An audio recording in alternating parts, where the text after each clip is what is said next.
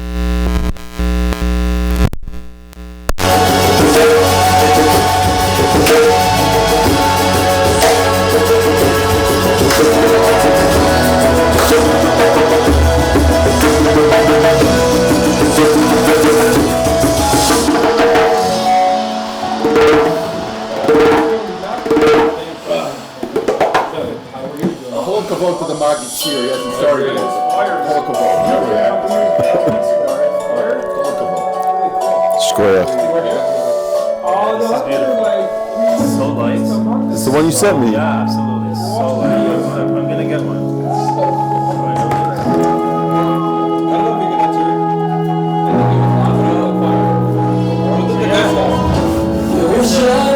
You just focus on the two sounds. That's one word. There's a hollowness. There's whatever the heel and that, and you don't keep it. It's like a fart. Let it breathe. And you always have to never play like this. It has to breathe.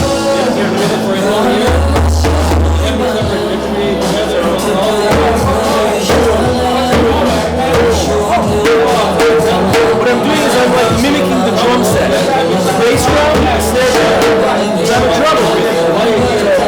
That's the first thing. Clear, distinct sound. Buck, boom, buck. No, but don't worry. That's it. Take it off. That's it. That's it. Pretty much this part of it, it's going to hurt in the beginning, but then it's become, that's it. It'll look like that. That's it. Whip it, whip it.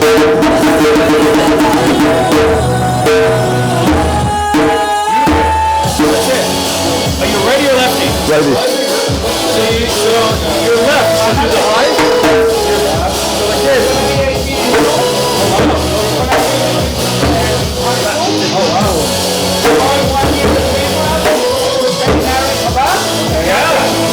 It's a language articulated by your hand. I love it. That's why it sounds gay as fuck, but if you can say it, you can play it. You have to be able to speak the beat. Seriously. No, that'd be good. I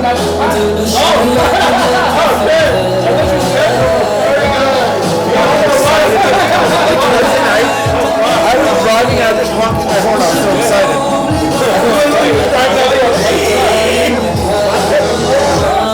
You should have horn honking at someone? No.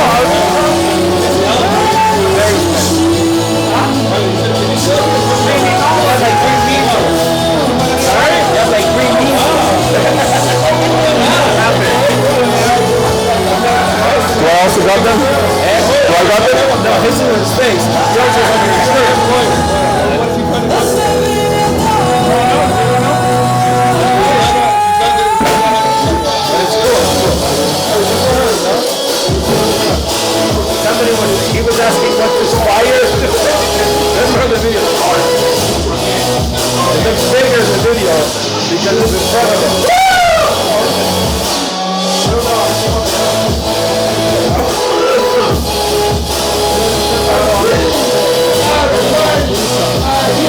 Hey, Brian. We just had dinner. We just had dinner. You hungry again? They're young, man. They just said it. I'm snacking, not eating. Snacking, yeah.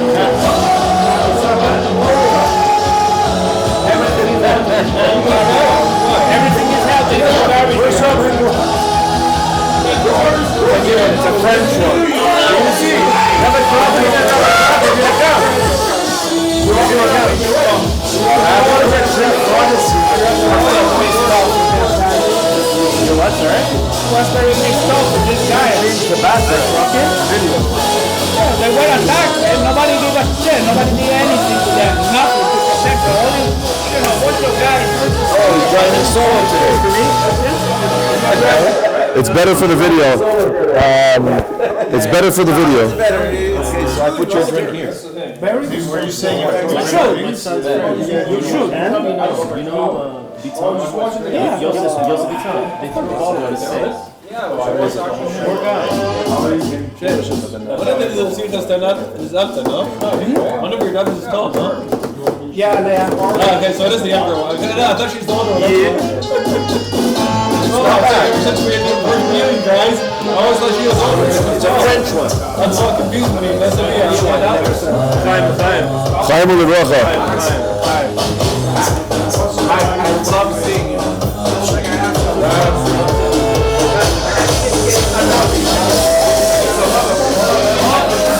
As long as we work on this, that's fine. This is no overshow. What's your overshow?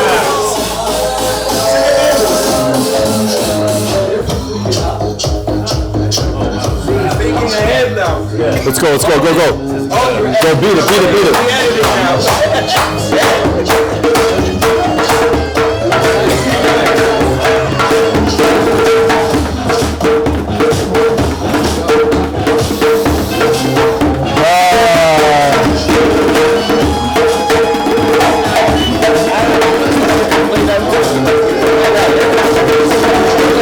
He's teaching me. He's gonna teach me. Yeah? He's my teacher. You got good rhythm because I see your hands, they're going the right way.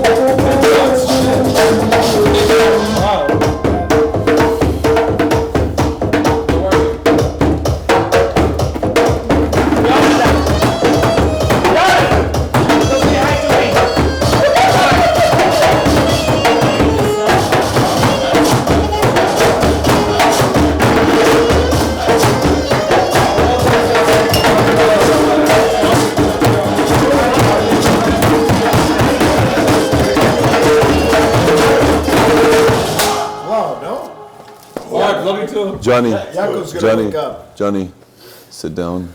Enjoy the shir. First I'm gonna. Johnny. I'm going to the Flushing Meadows. Flushing Meadows. Okay. Las Vegas. Flushing Meadows is not. Relax. No. Ooh, let's warm ourselves with a bit of Torah.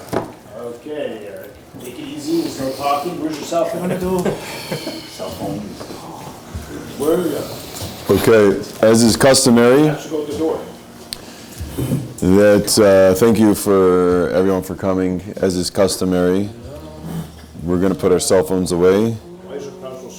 I'm going to be.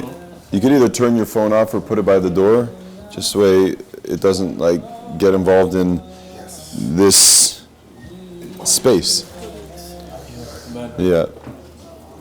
And I'm going to do a quick recap before we actually begin of where we're at from last week, because there was a lot of fire around this table, and I'm not just talking about the one in front of me. I'm talking about I literally saw people's neshamas on fire leaving the shiur last week. So yeah, and if you want to catch the fire through the video, it's not as easy to catch the fire through the video, but it's online. I sent it to the group. It's its raw edition, so everything that we said is on that video. Actually, no way. Yeah. We need to have an editor, man. Moshe, I was listening to your check-in. It came out very clear. So anything you say will be used against you, as they say. Buddy, I don't have any horse. Will be, not can be, will be. In God's... Yeah, in God's court, yeah. We're in court right now. They, joined. Okay, so there's some guys outside, but I'm going to start anyways. Is it recording? Yes, it's recording. And I'll just go into a little summary because it's really important. I think what this mimer, has the opportunity to uncover is really, as we said last week, it's a lot of life, as they say, keep your friends close and your enemies closer. And one of the themes of Purim, as we know, is we have to hear Parshas Zachor. We have to hear what about our enemies. Now, in Chabad tradition, we say that in the Sheish Zechiros every day. We say that we want to eradicate Amalek's existence, memory, everything. And what this mimer starts with is the idea of that our first enemy was Amalek, and of all the enemies of the Jewish people, everyone, by the time the Mashiach comes, everyone will have transformed towards knowing and understanding the truth.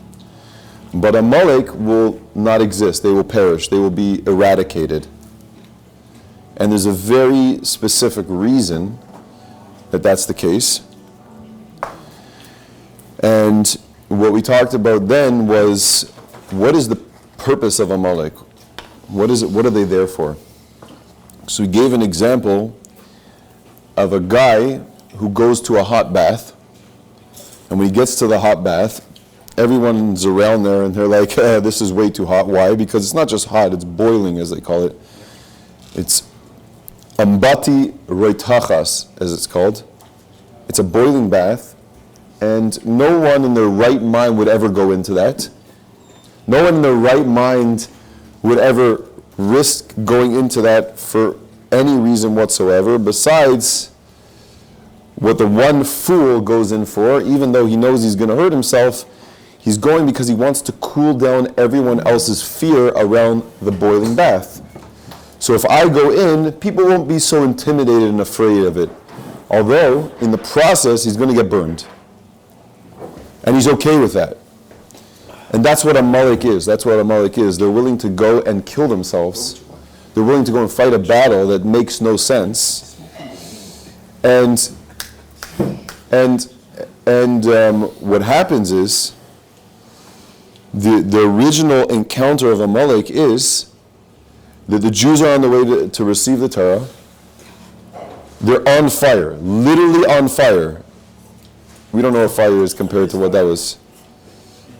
And Amalek, hears of the Jewish people, everyone knew at that point, everyone was afraid of God, everyone was afraid of the Jewish people. Everyone saw the whole earth vibrated that the Jewish people are in charge. And Amalek couldn't stand this, so they went hundreds of miles because the Jews weren't traveling through their land. It wasn't a battle of land or, you're getting into my boundaries.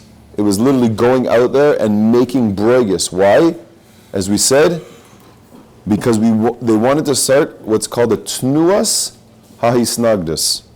Tnuas hahisnagdus means a little movement of, there's a possibility that we don't have to be so afraid of the Jewish people and God. Just like the guy that jumps in the bath, he's like, maybe it's not so bad. Maybe we can mess with this. Maybe they're not as solid as we thought. And that tnua, that movement, causes a vibration around the world that maybe the Jewish people can be touched. And what happens is, and where that comes from is it comes from the midah, which is called chutzpah v'gaiva. Chutzpah v'gaiva means that I don't recognize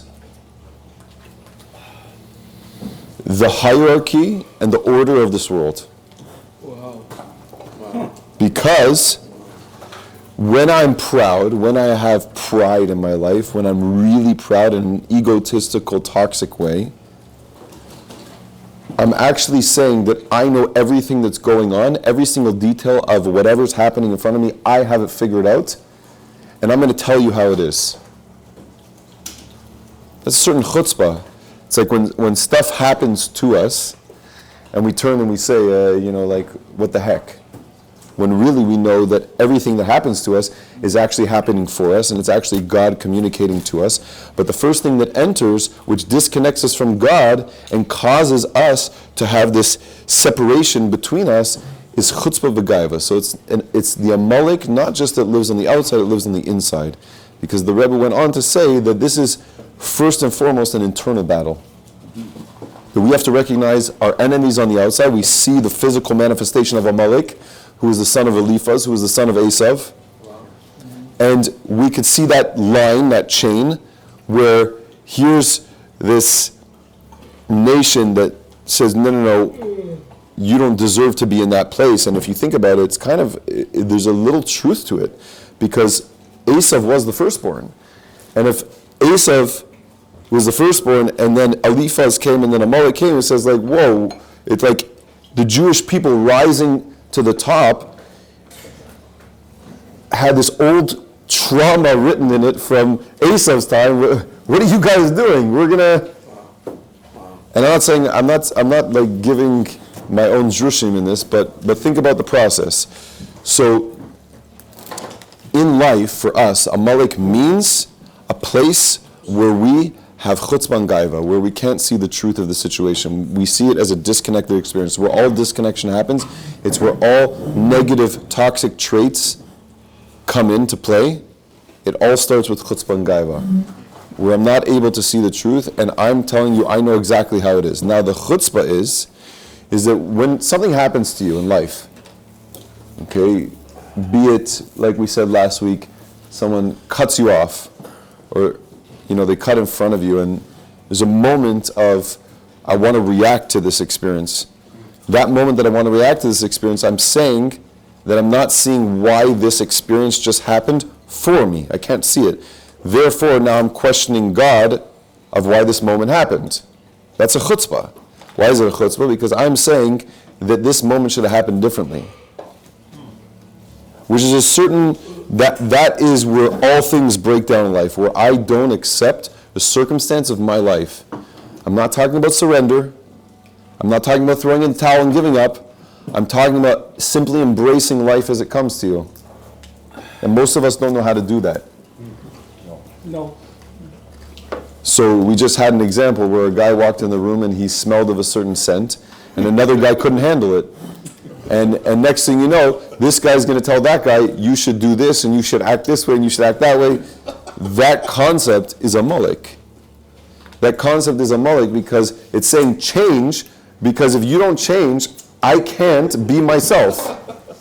I can't be myself in this moment. But isn't every Jew responsible for every other Jew? Like, Arab Israel says. So where does that? Yeah, exactly. How does that sort of? So the same message that this guy put out, the other guy also has to hear. Okay. And if he has trouble hearing that, he's also suffering with a certain Amalek inside of him. Okay. So everyone has their message. Good point, though. That's a very good point.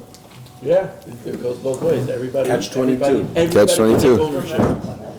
Everybody could take ownership of the moment that's happening, and it's the first sign of that happening. The first sign of that happening is when you see that there's a certain separation between me and you. Like, I have a difference of opinion, you have a difference of opinion. Okay, so we have a difference of opinion. How do we coexist with a difference of opinion? How does that moment coexist? Coexist means your opinion is valid and your opinion is valid. Your experience is valid and your experience is valid. How do we do that? Well, the first thing is you have to recognize where you're showing up from. So if you're showing up from a place of gaiva and chutzpah, then, and you're able to be aware of that, you're able to understand that that's where you're showing up, then you got to see something about yourself in that moment. You're being given an opportunity. If you don't see the opportunity, you say, literally, this guy did the worst thing ever. 1 second. I know this is going to sound really hard to hear, but God also wanted October 7th to happen. If he didn't want it to happen, it wouldn't have happened. That's the hardest thing in the world to say. And I would never say that to someone, that, even to myself. I would never even say that to myself. That's a ridiculous thing. Like, yeah, God wanted it to happen, it's all for the good. I'm not talking about that kind of God wanted it to happen. It's the fact that it existed in the world and there's a message here. And where do you go with that message is the question. Where do you go with that message? What do you mean you can't pick So, You can't pick and choose. If you're saying from one example that God wanted that to happen, another example, I can't believe God did that. no. In its absolute truth, let me be clear. In its absolute truth, God wanted that to happen. Now, the question is, this is a very real world. And we value life. And we value our brothers and sisters. And we value bringing light and positivity to the world. That's the nature of a Jew is Rahmanis. It's compassion. It's pure compassion. That's the nature of every Jew. So if something like that happens, you can't just say God wanted that to happen. That's the message, but you gotta work through all the stuff that got in the way to get back to that message. What about the choice of man to do that?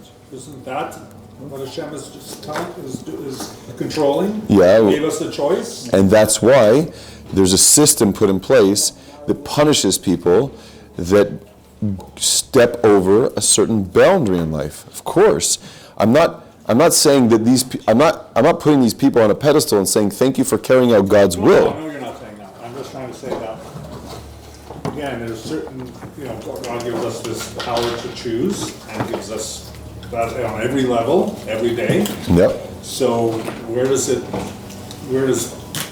I know ultimately he's controlling the world, but ultimately what happens in many cases is the hands of man too. Yeah, of course. So here's the thing. It's not black and white. No. So here's the thing with that. It's pretty black. Is It's black and white, but I'm just saying, the way our brains can. Think of it as coming into alignment. If you want to line something up, everything has to be perfect. If you're making a puzzle, it has to be perfect. When you go out of alignment, something needs to push you back into that puzzle. So then the picture's off. so no one would ever say this is the reason why it happened, because that's just ridiculous. Because now you're saying you're sitting in God's seat and you know the mechanics of the world. That we don't know. And we feel pain around the hardships of life, and especially the things that we don't understand. In fact, that's when we feel it the most, when we don't understand it. It's like what we're looking for in those moments is to understand. First question that comes up is why? Why me? Why me? Why did this happen? How could this? It's like, You gotta take responsibility for it. That's what that's the thing. It's not where was God, where was man. That's another. okay. So what does that mean? What does that message mean? Means. So That's the message of Rav Soloveitchik would be on October 7th. He would say that he's not, he looks at it and says, not where was God, where was man? Where was the people who were supposed to protect the world? And given that responsibility, where were they? And it's not just for the Yidden, it's for mankind in general. okay, I'm not sure exactly what your message is, but is that like a quick Torah, or do you want to discuss that? I don't know if you want to or not. I'm just. I'm not. He's trying to answer you why October 7th happened. There's no answer. So Not answer, why did the Holocaust happen? That's the whole. So- The fact the Holocaust and everything else in October 7th is not where was God, where was man. what does that question mean? I don't I'm understand about to that. tell you what it means. It means Like you're saying can't we just say, were doing wrong and therefore? God's steering everything. No, God is relying on man to do some things too. He is. So you're saying that God did this for a reason? I don't know. We He didn't did know it enough for a of it. reason. It's also because of a lack of what we Well, he obviously did we it for a do. reason. No, he didn't do it for a reason. No, he actually didn't do it for a reason. Please explain. No, he didn't do it for a reason. Now, how do you question God? It's a delinquency on the part of man. No. That is very, very dangerous what you're doing right now. Really, why? I'm going to tell you why. I'll take a long one because it's going to. Moshe, you have the lighter?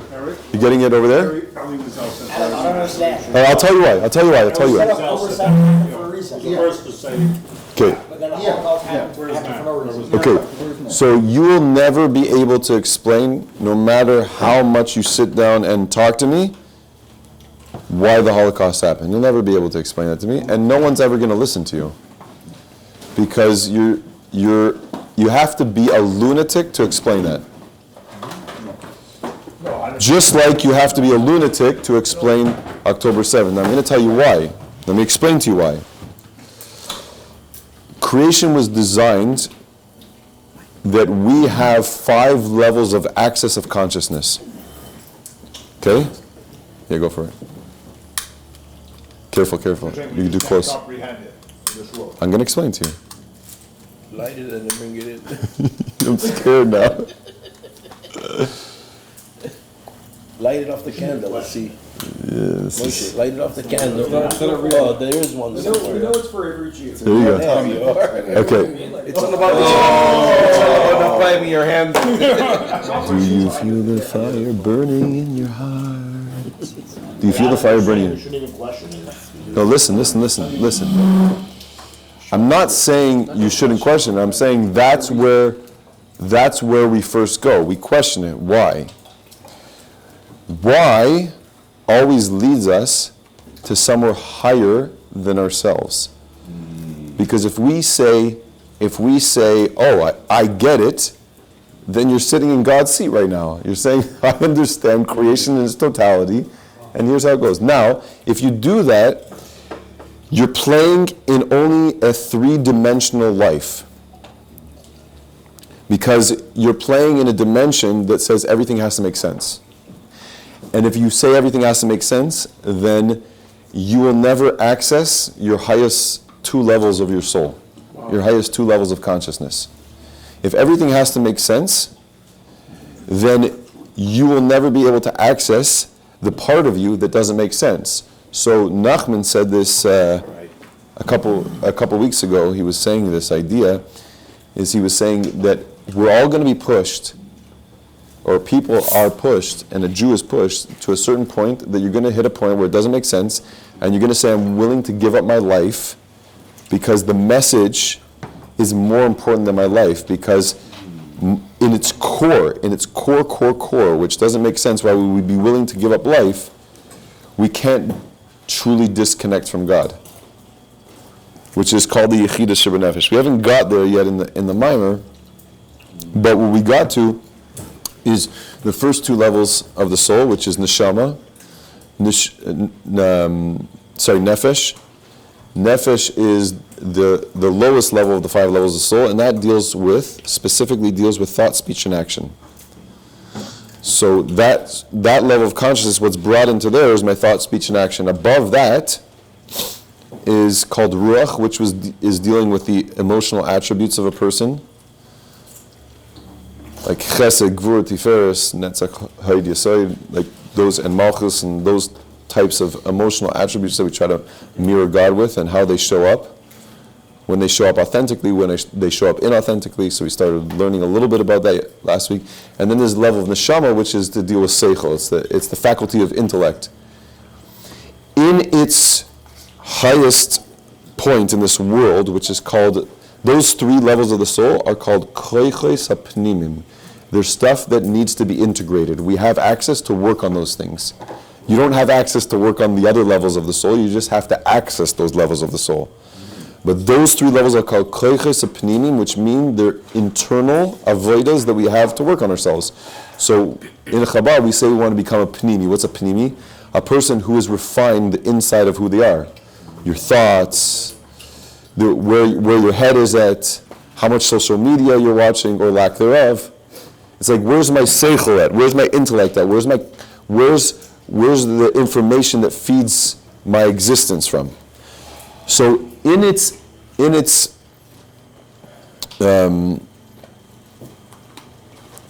godly soul, there's 2 different souls that are now trying to come into those different levels of the soul, and they're always at constant war with each other, and that's the animal soul and the godly soul.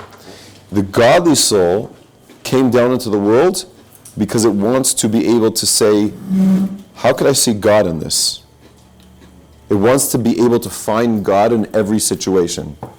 So that's what the godly soul's after. It's always going into the details and piercing away the layers, the klipa, the separation, and saying, where's God in this? It's always after God. So what we talked about last week is, it's called Bina B'Atzilus, is reaching the highest level of understanding, where you can see God in every detail, every blade of grass, every fiber of creation, every interaction.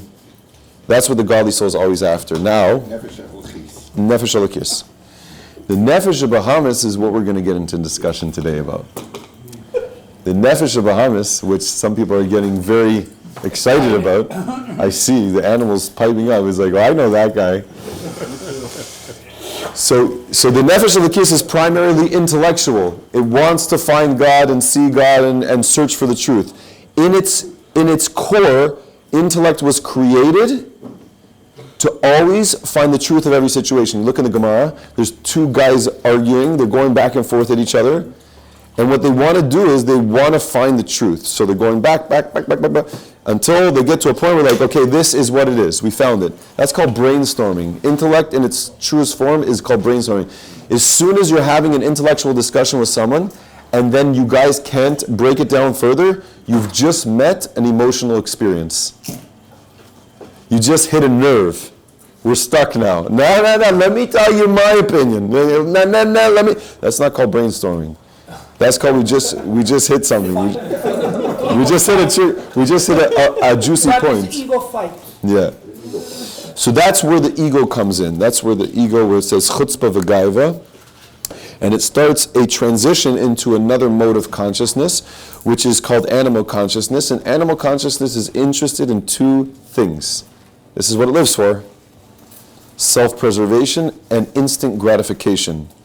Self-preservation says, I need to continue to exist, so therefore I need to reproduce, I need to eat, I need to know where my next meal is coming from, I need to know how I'm going to continue my lineage, I need to know if someone's going to kill me right now, and I need to know, like, it's actually pretty good. If you're going to walk in the street, you need to know that a car is coming, you need to have that animal instinct to know, to protect you, and to preserve your existence. It's part of going to the bathroom, it's part of doing all those things that wire us towards survival of our existence.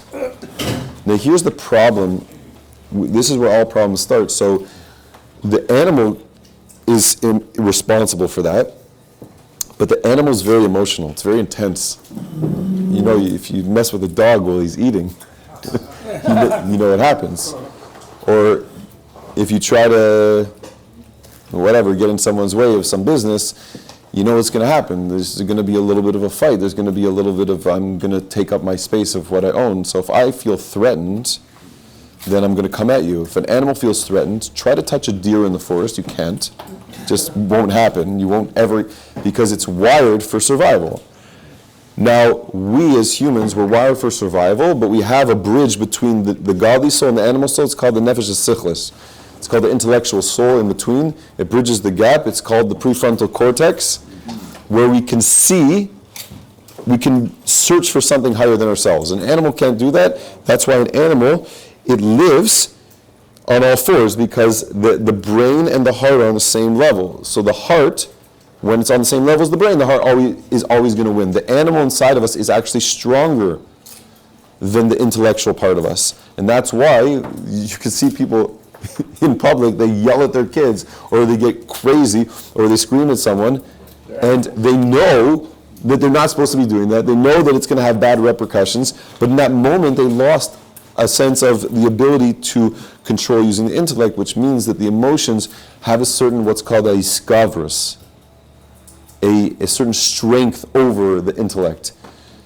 So there's a saying in That's immaturity, or that's just... Well, yes, it is immaturity, and good point, I'll tell you why, but we all have it. It's part of the fabric of our creation is we're meant to go through struggles where our existence we think is being threatened, we think it's very real, and when we think it's very real, we end up building a wall around that threat, just like the animal does. So for example, I'll give you an example. If you grew up and you got 95 on a test, and you came home and your father said, what about the other 5%, which is the famous example, then what you learned is that in order for me to continue to get part of one of my needs of existence, which is shelter, support, love, care, all that stuff, because that's my father, I need to get an extra 5%. So if I don't get that 5%, well, there's a certain judgment on me that I'm not good enough maybe for my father. So now the animal's scared, it feels threatened. So the animal doesn't know, the little child is like an animal because that's how we're all programmed. The godly soul gets fully downloaded at age 13. That's the bar mitzvah, that's when we have responsibility for mitzvahs. So the animal soul lives with us from the beginning and is much stronger than the godly soul in that sense. So now it feels threatened, I'm not going to get love, or I'm not going to be good enough, so I got to get 100. And if I don't get 100, now later in life, fast forward, you come to a job and you're doing for your boss, and your boss calls you in, and he says, you know, you didn't do this proposal for this client's at 100%, it was like a 95. And it takes you right back to that trigger of what I was dealing with as a kid, and it just goes berserk. All the alarm bells go off. It's called the amygdala. It's like the guy that's at the watchtower, he's looking down and he's looking for any potential threats. And this threat is so scary for him, he hits that and it like takes him right back to his childhood where he was learning he's not good enough, and then he turns to the boss and he goes, what are you talking about? This is not good enough. You aren't seeing this. You aren't understanding. Again, that chutzpah and gaiva come up. I'm not embracing the moment because the animal's feeling scared and wounded. He doesn't have access to why this moment needs to happen, and he goes berserk. Or he shuts down. We can Or he starts to people please, and he says, no, you're right, thank you very much, sir. It's like he's taken right back into that threat where he needs to create a certain survival coping mechanism. And what does a coping mechanism do? A coping mechanism protects me, just like an animal, from a potential threat. What were you saying, Moshe? I'm just thinking No, it's about that coping mechanism does not protect you. You think the coping mechanism protects Well, you. it does. It's not going to continue to serve me going forward. It protects me. But again, you think it's going to protect you. Yeah, okay. I just try to connect all the dots. So if I can interpret what you say correctly, if our animal spirit is is helping us to keep us safe or be all the time in survival mode. Yep. So could be the ego the translation of the survival mode, animal mode? Say that one more time, last part. The ego is what? Goes the animal mode. I think that the ego could be the translation in the intellectual base of what is a survival mode. The ego Correct. is created Because- in the because- moment that the animal feels threatened. It's not the animal soul. So that is the intellectual way to say, okay, guys, I'm threat. I'm in survival mode. Yes, why? I'm better No, than that's ever. beautiful. At that moment, you could either choose ego or God. And you Well, you think- have freedom of choice. and the safest space is ego Chutzpah v'gaiva. because it's so tangible. Of course. Yeah, you have And exactly. depend of me. God, Depend of me. God, there has to be a leap of faith, which means Correct. So you could go either way. You always have that choice, ego or God. Life gets tough. Something happens in your life. You don't have enough money to pay a bill. In that moment, right there, in that moment, you breathe into that moment.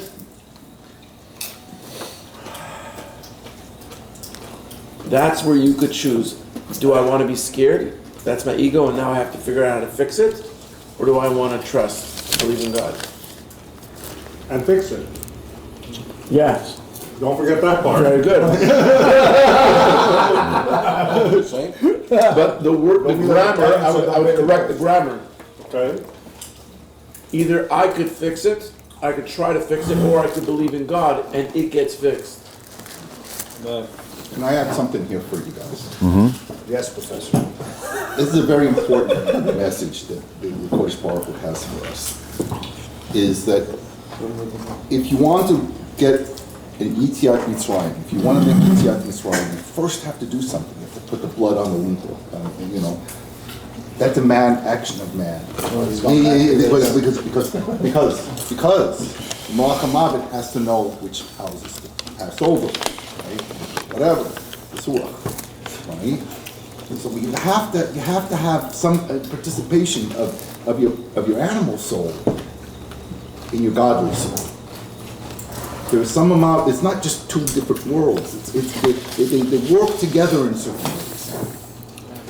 Well, the Rebbe is clear when he said that you need to prepare yourself. You need to do the kosel. You need to.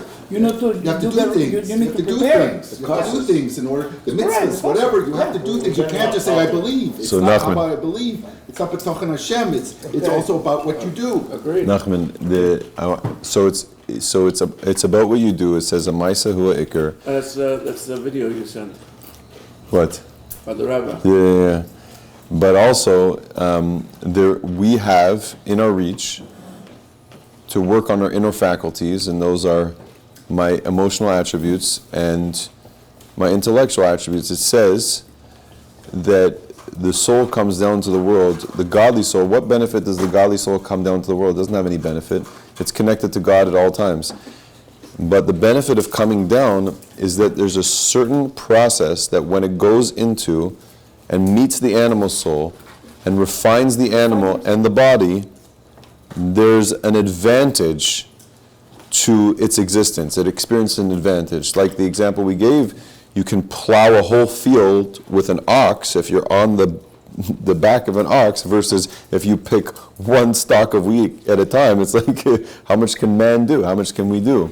So there's the animal inside of us that can accomplish so much, that fire, that intensity, that passion, that like drive that we could go to crazy places. You see people are breaking crazy records every single day. Like human existence just keeps on surprising the world.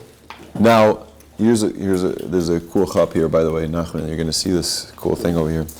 So, The godly soul, if it's in full alignment, if I'm in full alignment, I'm only thinking godly things and only aligned to godly practices, and I'm really in that mode, then I should have completely embodied avavira, love and fear.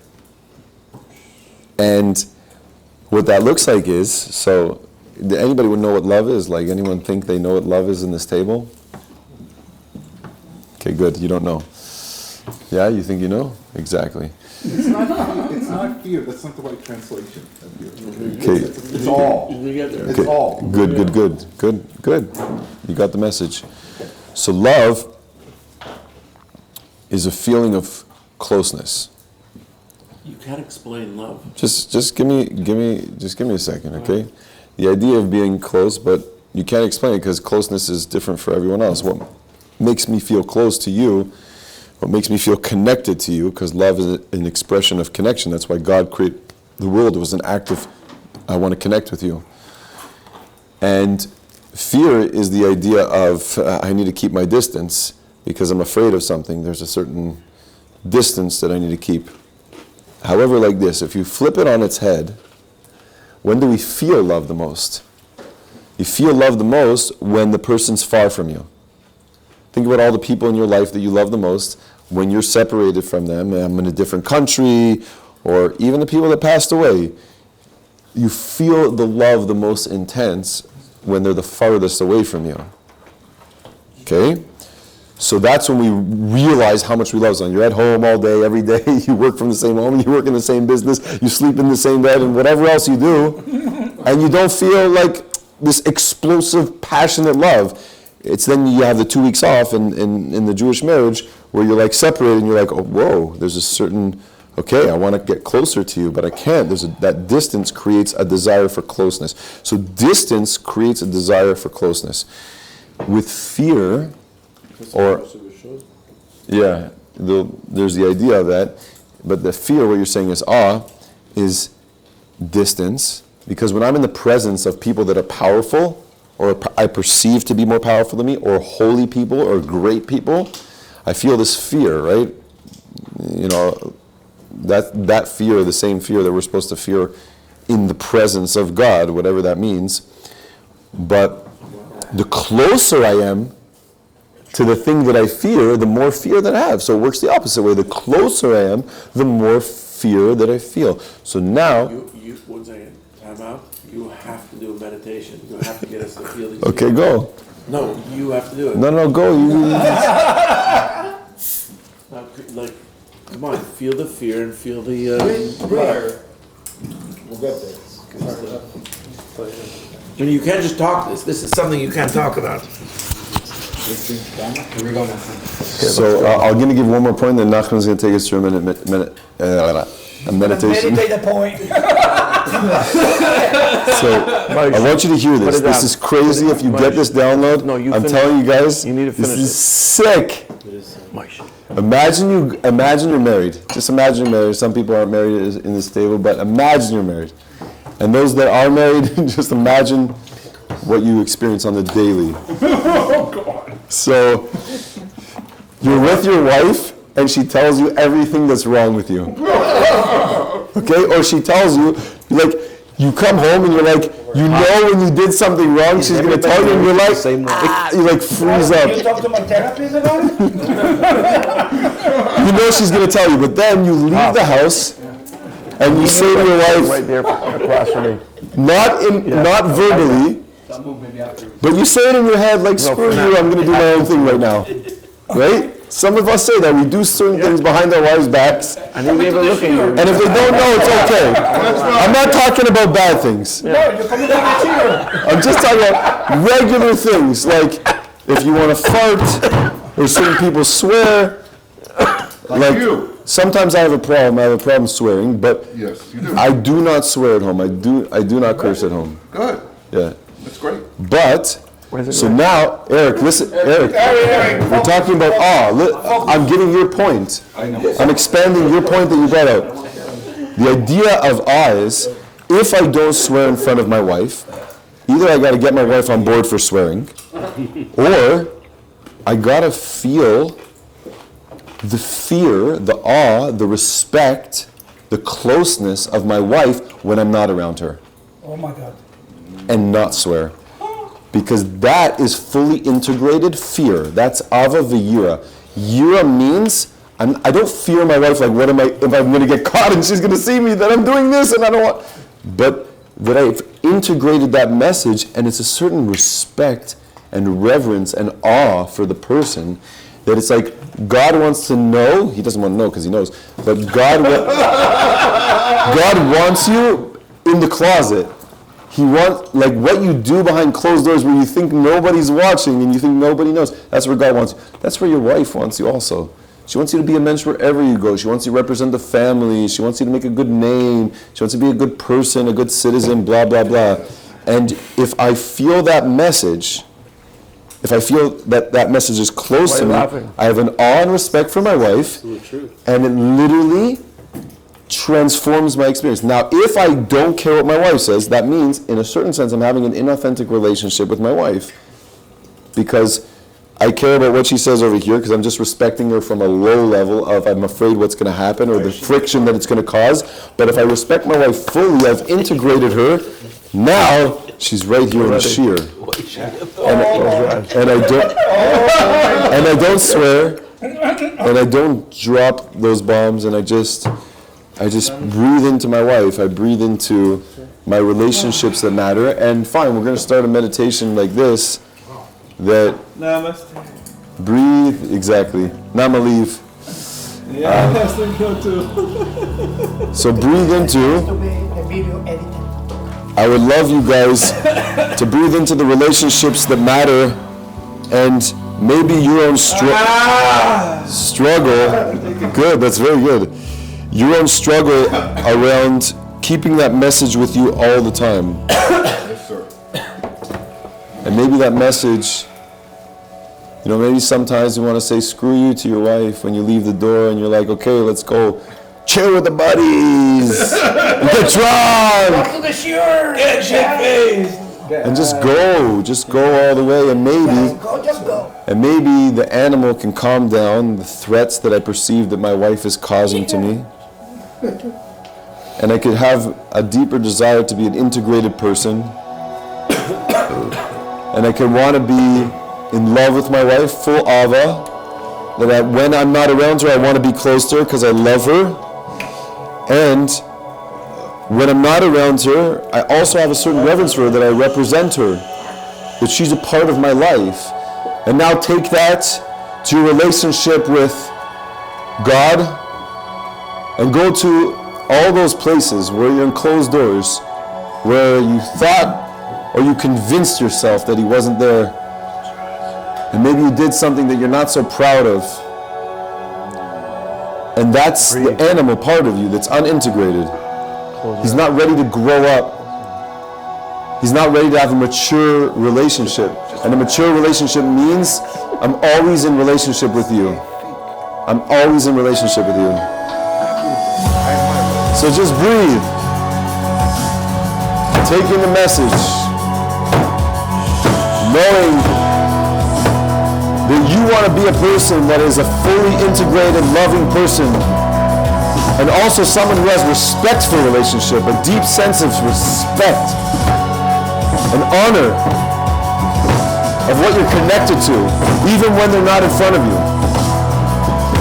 So take a deep breath and find that inside of you, the desire to be connected to that. If you don't feel it, go deeper.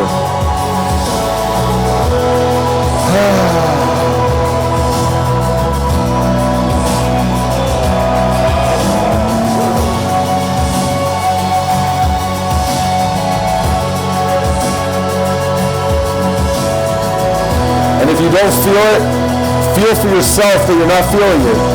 Have compassion.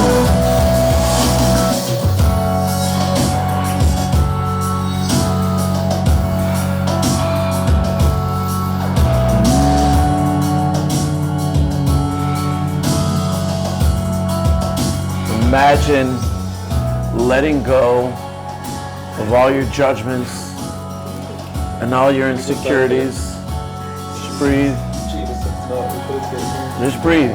Guys, close your eyes and breathe.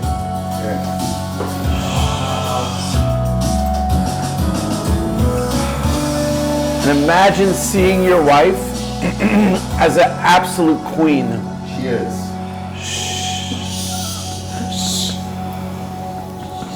And just make all your comments to yourself. And hear, as you enjoy this moment, the laughter of the other people. I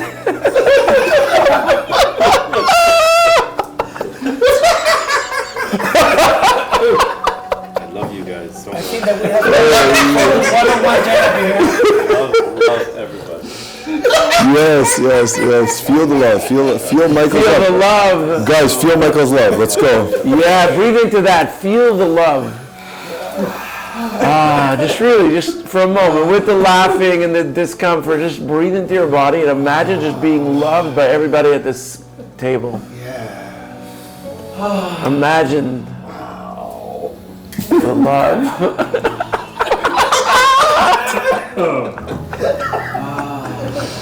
I'm noisy. What do you want? Yeah, you gotta love it.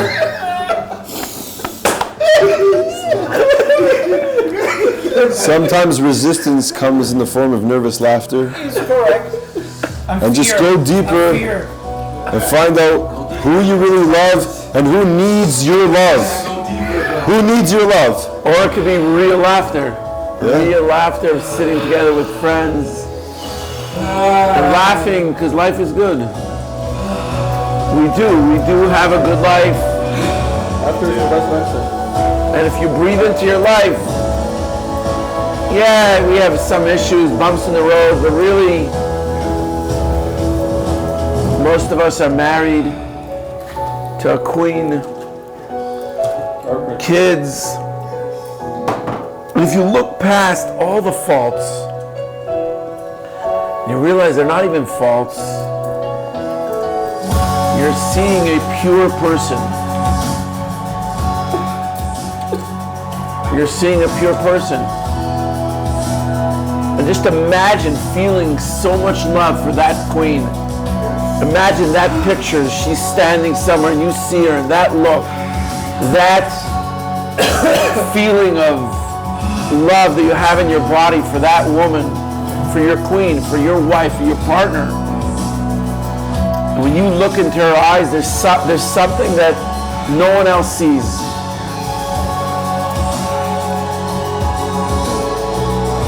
Why not accept that type of life than have judgments and insecurities? Just dive in. Dive in. Let yourself feel that. And what does life look like? What does life look like?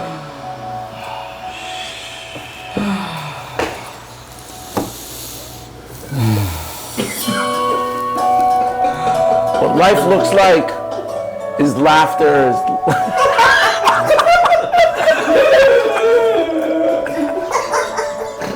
I can't deal with it. I love to swallow. I can't.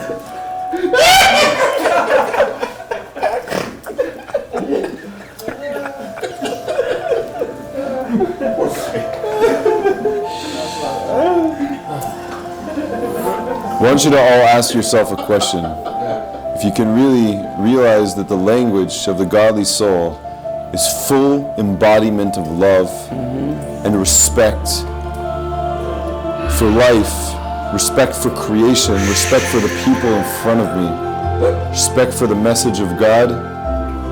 And if I don't have that message, that love and that honor for life fully embodied, then know that there's work to do. How easy is it for me to access love? Or to honor the people in front of me? Or to be a mensch and respect my own life? Love myself?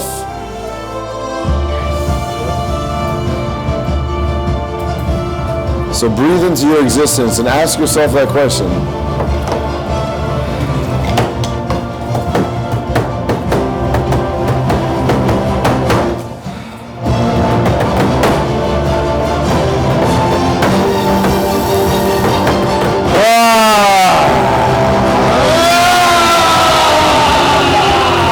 good. Again. Come on, let it all. Let's go. Everyone. 1, 2, 3.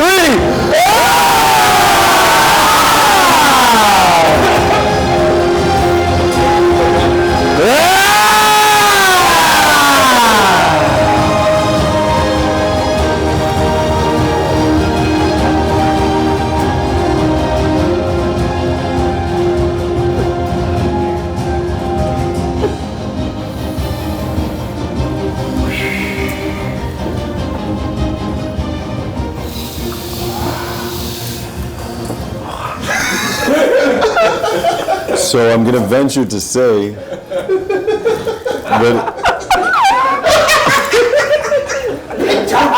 My friend. Wow. here you go. Oh man. So I'm gonna ask you a dream in the house. That's a quarter. Not one. What? You loved it.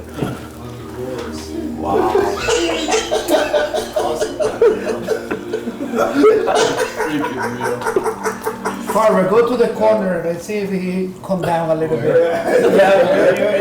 Yeah. Guys, I appreciate all of you. That I just imagine I'm sitting here myself talking to myself, but there's actually people listening to me, which is tremendous. No, Eric. Tremendous respect Eric, calm down for here. It's okay. It's okay. It's okay. No, I wait the entire way for this. This guy is just spoiling my experience. No. First of all, he's not spoiling your experience. No, He's not. thank you for saying that. Let's talk about it. Let's fucking go, bro.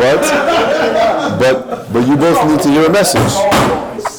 Eric, you need to hear a message. Someone feels that you're spoiling their experience, and now someone feels that their experience is being spoiled. So there's two messages happening at once. It's good if you want to laugh. Fantastic. No problem. But let us cool down a little bit. Okay, so if both of you. If you think that this is funny, fantastic. But let us, I take it serious, and this is my time. Okay, and this is the time for some of the guys that are here. So please, just chill out. Okay, everyone take a deep breath and just feel that what Moshe just shared. And we don't need to reject that. And Moshe, we're here for you. We're going to give you a moment. I just want to listen. Yeah. That's it. I want you to take a deep breath. Moshe, you need to take a deep breath right now. And we want to be here for you. And Eric, I want to be there for you also.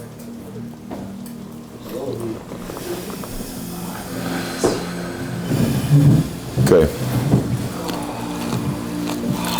So there's one thing I'm not great at when it comes to these things, is commanding that you listen to me, because I don't want to come in from a place of ego. This is very deep stuff. There's a lot of good stuff here. You can really get it, and it's okay to laugh. But I want to give over some more points, and again, I'm not going to force you guys to listen. So here's the idea. If I'm a fully embodied person, that means, when it says we get married, it says, there's the idea of getting married, it says you should leave your parents, v'hayu lebasar echad, you should be one. Hey, what's up? And being one, the concept of being one, means that when I'm not with you, I also got to be connected to you, because one means not only when I'm next to you. So when I'm not next to you, I could go around with other women or whatever else you can imagine. Being one means I carry you wherever I go. So, and that relationship is a mirror for a relationship with God. I carry you wherever I go. Whatever's not allowing you to embody that message, now you've just entered the animal soul. The animal soul says, hey, survival of the fittest over here. You're a threat to me. What you do causes a threat to my existence. And I gotta take care of myself over here. You're saying that message to your wife, you're saying that message to your kids, you're saying that message to God, you're saying that message to your parents, you're saying that message to so on and so forth. The natural process of life is that really, within ourselves, intellect, seichel, gives birth to our emotions. That's the natural process of life. That's how it comes. But the way we were created was the opposite. We were created first as emotional beings. When we're born, we cry, we scream to communicate with our parents. We're created first with the emotions, and the emotions aren't given birth by certain seichel, because we don't have seichel yet. So we're doing the process reversed. Why do we do that? To make it, this is what we talked about in previous year, to make it a free choice. That's where free choice comes in. All free choice happens as a dysfunction in the heart. So, Nachman, listen to this. You have to explain it more. Okay, we're going to explain it. In Perek Gimel of Tanya, it says that Chochma, Bina, and Das, the three intellectual faculties, are there to give birth. They're the parents. Chochma and Bina are the parents of the emotions. They're the parents. Wow. Listen to what I'm about to say to you. My parents are the birth of how I show up emotionally. Wow. They give birth to how I show up emotionally. So whatever they gave me or didn't give me, whatever they fed me intellectually, whatever they told me, gives birth to how I show up emotionally. So what I perceive as a threat, what I don't, if my father was afraid of money, if my father wasn't there for me, if my mother was there, whatever they did, the neediness, the attachment, the unintegrated parts of their emotions showed up in their logic, which gave it over to me, and now I download that as my existence, and I lost sight of the true message, which is to have full embodied love and fear. And if I don't have full embodied love and fear, I've entered animal consciousness. Animal consciousness means that the message got distorted somewhere along the way. I didn't embody love. I didn't embody fear. I embodied anger. I embodied fear. I embodied sadness. And I don't know how to deal with life. And I need to have strong coping mechanisms in order for me to survive, because I'm very identified with my survival, because that's what my parents taught me. They didn't teach me of a higher consciousness in its fullest extent. They weren't fully embodied people. They weren't fully integrated. They weren't fully aligned. And if you're going to say that your parents are perfect, then the reason that you're struggling today is because you say your parents are perfect. You have to find where the message got distorted for you to find your way back to God, to give birth to a new set of emotions. One second. You're going on a good path. You're going on a good. No, this is good stuff. No. One second. We're gonna finish. But it doesn't say about parents, but it says that the parents of the emotions are. So then what's the solution? Right? If that's the case, if you have the awareness that that's let's go, baby.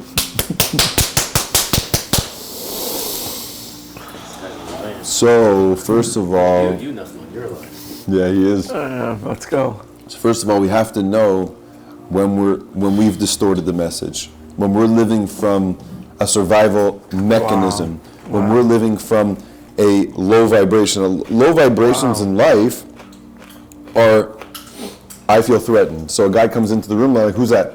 What's going on? Where'd he come from? Is he part of this year? I need to know who this is. He doesn't want to say his name. And I feel threatened.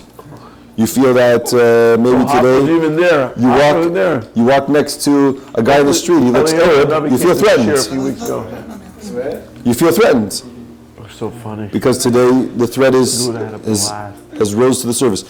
You feel threatened when your wife is saying, hey, can I talk to you for a second? And you're like, oh my goodness. Okay, let's schedule an hour from now. And then you're preparing and breathing and feeling into it. Because we feel threatened. So anywhere where we feel threatened is pointing us in the direction of something that needs to be worked through, something that needs to be refined. As I said, the godly soul comes down into the world to refine the animal soul and to refine the animal soul and the body. L'chaim. If I could add something here, it occurred. Not yet. No, Just please. no. Just keep it with yourself for a second. Just Okay. hear me out for 1 second. I'm going to finish this know. last point. No. You matter. Eric, you matter. Okay, I can. Eric, you matter. Got it. Keep it inside for a second. It's not going anywhere. I promise you, it's not going anywhere. It didn't go anywhere. There's no way you forgot it 2 I seconds. did not, and I don't need to survive. Don't forget it. Okay. So now, here's the thing. Here's where it gets very interesting. The animal part of us that feels threatened and is very strong and is very needy and is very loud. It can be very loud. The animal can be loud. You see, I had a guy, he called me today. I literally had a guy who called me today. And he was telling me off for 8 minutes straight. I have a recording of the phone call. I was trying every avenue to get it. It was like, and just like boom, boom, boom, boom, boom, boom, boom. And I was just like, okay, I'm embracing this. Like whatever you gotta say. And he's like, by the way, I just want to let you know, everything you say is recorded. I said, I'm also recording the call. And I haven't said anything yet. So I was like, okay. Anyways, so my point is that animal inside of us, it really wants to be guided. It really wants to be led. It really wants to find its source. Like we said, the dog that's walking in front of its master, it's always walking in front, it's always leading the way, which is the heart is so strong. It's like leading the way of which we do things. Sometimes we turn off the brain in order to go certain places. Like I can overeat and overeat and overeat until I feel like, okay, I'm literally exhausted. I'm going to fall asleep now because I overate so much. The animal's leading the way the whole time until it hits a point that it needs to make a life decision. So the animal comes to a fork in the road and boom, it looks back at its master and says, which way do we go? And the animal inside of us, it doesn't want to act out because as soon as it acts out, the moment it acts out, it feels like crap again. So it just wants to learn. It wants to be educated. So it's waiting to be helped and to be guided. So the animal needs to know, where did this threat start? Where did I start feeling threatened and this was about my survival? Where could I let go of this thing that's not working for me in my life? And that's the beginning of the integration of the animal soul and the godly soul. And usually what happens is we hit a point where we get humbled in life. You know, they say either you're gonna drop to your knees and do your thing. No, not that thing. You drop to your knees and humble yourself to God, or you will be forced to go to your knees. Because when you think that you got it all figured out, you're going to get challenged. We all get challenged. We don't wish for challenge. We all get challenged. And that's where we need to say, okay, there's got to be something more to life than this, because if this is what it is, this is too painful. I don't want any part of this. And that's when people get really dark, so on and so forth. But when I'm dropped to my knees, or I can humble myself before I get dropped to my knees, and I can have a certain humility, that's when the animal is willing to learn, when it has to make real big life decisions and it's scared.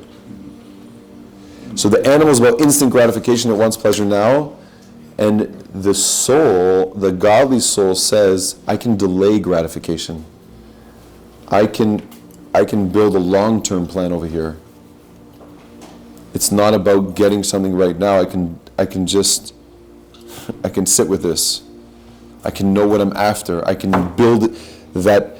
You know, it's like Eric, like we were saying, we want to share, we want to laugh, or we want to put something out there. What if I keep that goodness that's so good inside of me and I let it build? What if I let it build for an hour? What if I let it build for 2 hours? what It's kind happens, of like coming to climax. we get it, it's like some people are in a minute and some people are in an hour. Yeah. Which would you rather have? So we give away our goodness, like something good happens and we like, who do I call? I need to give it away, give it away. No, build it inside. Let it come in, let it be integrated. And our pain we keep inside, we don't tell anybody. We keep that sacred. Our pain becomes sacred, and the goodness, we give it all away. We're like, hey, do you want to know what happened? The craziest, the funniest, the amazing. Let it build. Let it build into something inside of me that I can feel it and not just give it away. And take the pain and give that part away. Give that part to a friend. Share with them the struggle that I'm going through and how I want to work through this and let my animal not feel so threatened anymore. Wow. Chaim, I had my Chaim. thought. No, wait. Yeah, go. I want to hear. Let it brew, let it cook in there. Everybody just chill. We're chilling. Everybody It's a chill. poached egg right now. No, let's just. Just remember that Moshe's across the table from you. I know he is. Be I'm being very very- serious. Everybody, quiet. You're talking about, please. This is our share, and the way the rules of the share is, if someone is in flow, which the leader of the share is in flow, we just allow him to keep flowing. He's saying extremely important, beautiful stuff, and we need it. I know you want to say something, but I need you to hold it. Again.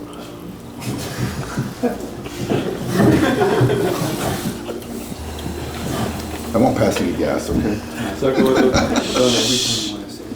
I'll keep talking. Write it down. Do you want a pen?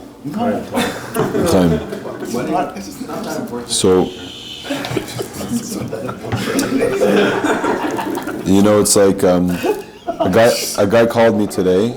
Is a very this is Not the first guy, the second guy. this is the second guy. This is not the guy. The opposite of told me off. He was looking for advice. So he calls He's me. not tape recording. He calls me up and he says to me, and I'm not going to say any names because maybe he's going to listen to this one day. But he calls me up and he says, he's really struggling to daven, to put on tefillin. And he's not sure, like right now, secretly, he puts on tefillin and only says Shema and Shemona Esrei. Like, he doesn't do anything else. So he's like, that's his big secret. And I was like, okay. And I was like, well, what do you want to do? Well, I don't want to put on tefillin anymore. I said, okay, fine, no problem. You don't want to put on tefillin. Is that true? Is that your truth? Or he's like, I just don't care. I just don't care. I said, you just don't care? Okay, fine, you just don't care, no problem. Nobody's telling you have to care. I mean, I know what my beliefs are. And in that moment, I'm literally trying to become a witness, because if I get involved in my own personal stuff and need to give it over, I'm going to lose him in that moment, because there's no way that he's going to hear my message, because he's going to know that I'm trying to influence him. So I have to validate him, which is exactly what I did. Which it wasn't just me turning into this mode where I'm validating. I literally went into a mode of, okay, this guy's struggling with phone. I don't know this struggle. I never struggled with this in that way. So I don't know the struggle. So I just try relating to it. And then I tell him, I said, you don't have to do anything, but what you have to do is you have to release the toxicity that is inside of you around why you don't want to put on tefillin. So I'm not telling you what you have to do, but that toxicity literally is going to make you sick. And the fact that you say you don't care, which means you've entered a level of apathy, which is the lowest level of emotion, which is called the anti-emotion, which is where I don't want to feel the thing that I really feel, have a blockage over a blockage, is, it's not really that you don't care, it's that you're afraid to care. Because if you did care, you might really care, and you might feel hurt, and you're still angry at somebody who threatened the message of the truth for you, which doesn't allow you to want to put on tefillin. And that's what you really have to work through. And whatever comes from it, comes from it. And he was like, so I should put on tefillin or I shouldn't put on tefillin? I said, okay, let's go through this one more time. And we went through it, and by the second, maybe third or fourth time, he got the message. Is let's identify the threat rather than the behavior of how I'm showing up. Let's talk about where this message got threatened.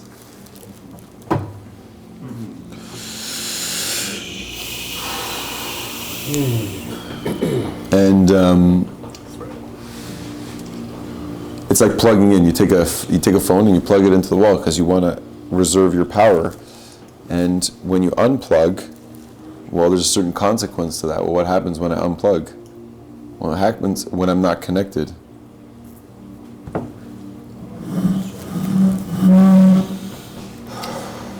Depleted. So I can get depleted. I can lose my energy. I can get exhausted. You know, imagine a guy who's literally trying to survive all day. And I know a guy, I recently met a guy who is not only trying to survive, but his survival mechanism is by isolating himself. Because not just the threat of my parents or the bullies in school or whoever, but now everybody's a threat. Everybody became a threat. So I've completely isolated myself, which is the strongest definition of klipa. It's like a strong shell that covers my ability to relate to others and see the connectedness of the world, see the oneness of the world. And you know what they say in Perek Chaf Tes of Tanya? They say, what do you do when someone's like, it's like a log that's so dense, it's like a little wet. You have a wet or damp log. It's like a person that's like heavy and like, you don't just light a fire, because if you light a fire on a wet log, it says mevatshin, you got to smash them. You got to smash that log into pieces. Sometimes we got to smash people's shell. We got to tell them the truth. We got to open up. You got to be there for them because we care about them. Yes. But not from a place of trying to change them. By helping them have access. You know, a person would come to the Lubavitcher Rebbe in Yechidus, and the Rebbe would point them in the direction of their truth. And it was such a strong thing that it smashed the shell of what they were covering themselves around. It was just pure MS. Yeah. I mean, I don't know it, but that's what I heard.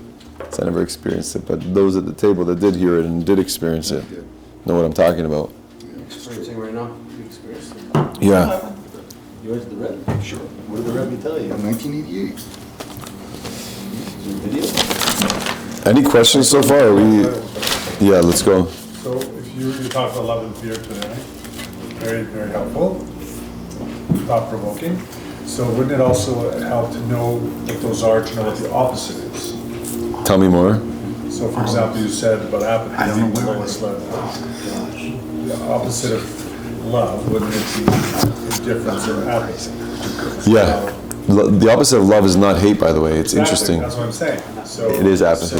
So what I'm trying to say is, if you know what the opposite is, then you know always you go to the right, away from that, towards the love. The same thing with the fear. So what's the fear is no fear, or what would you say the opposite of fear is? Oh, full emuna, embodied emuna. It's like There you go. fear is, in its essence, is thinking that I'm out of control, that I've lost control. The illusion of life is that we have control. Emuna is putting God back in control. Download.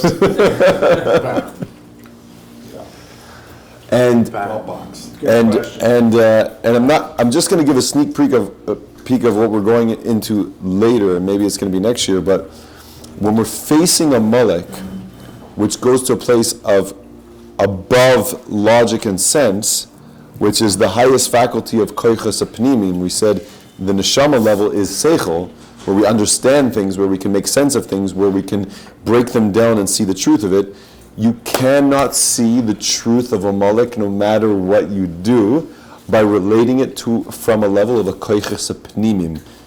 The way we access Amalek, the way we fight Amalek, the way we can work with Amalek, so to speak, is we have to transcend all logic. everything. We got to go above. We got to access that level of emunah, of what we're really connected to.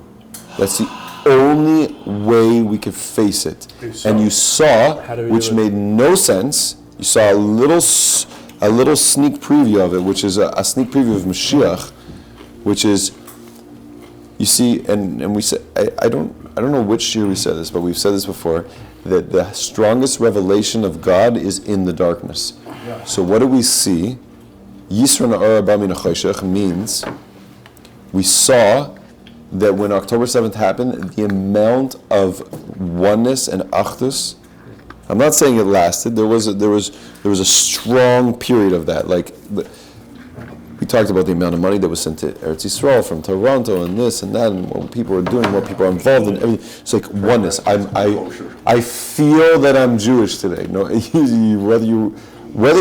whether you're conscious of which side you're on, you feel your Jewishness today. Even if you're on the Neturei Karta side, he wants to be Jewish in a different way. But we feel that we're Jewish today. We're feeling it. We're being called to being Jewish.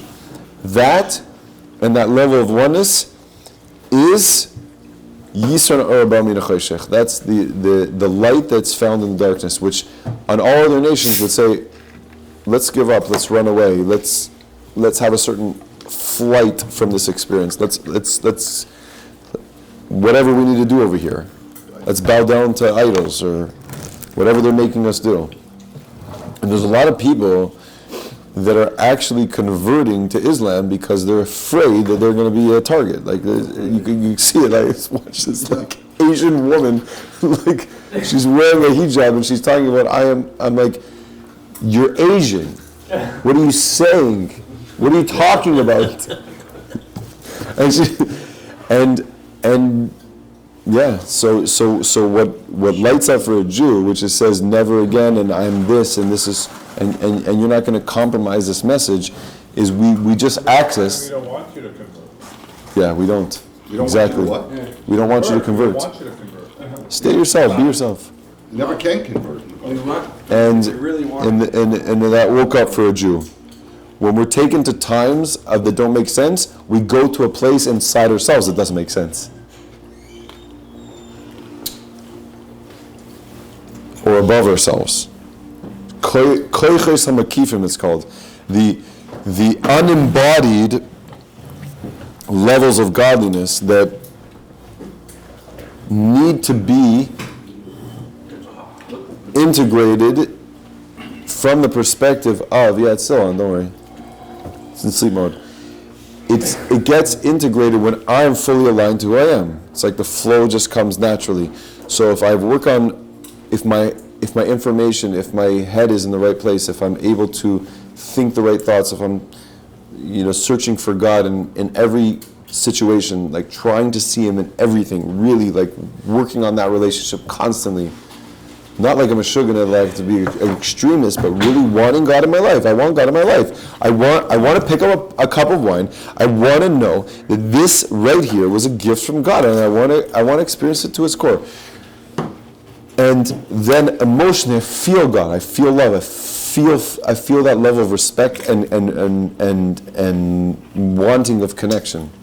And then my thought, speech, and action are in the same vibration. So then I have access to Emunah, like it's like a direct flow. It's like the staff. It's the mata of Moshe, which is like a staff like this. A snake, which is deception, is like you can't see the top, you can't see the bottom. There's curves. It's like when you're in a slide and you can't see where the part that you came from before because you're curving. That's what life. It throws curveballs, but a straight line shows the direct connection. That's when I'm fully aligned to who I am. Then I have access more to that Emunah. Now, there are times, like the times of Purim, when we got slammed with Amalek and Haman was trying to come at us, and the Jewishness came out. It says that we really went crazy all in. Today, October 7th, we went crazy all in. And you get to download that message. It's like you can download that message. You can keep that as a part of who you want to show up as after this. It's like, don't lose it.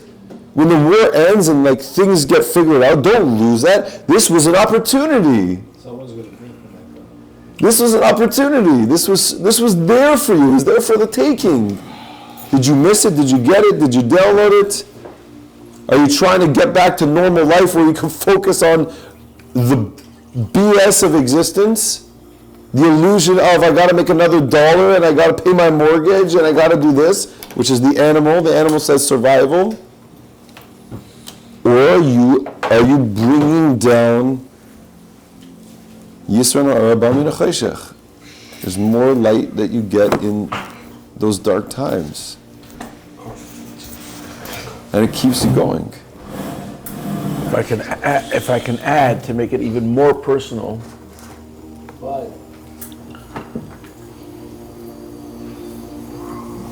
If you think to yourself right now that one thing in your life that bothers you, that like really grinds on you.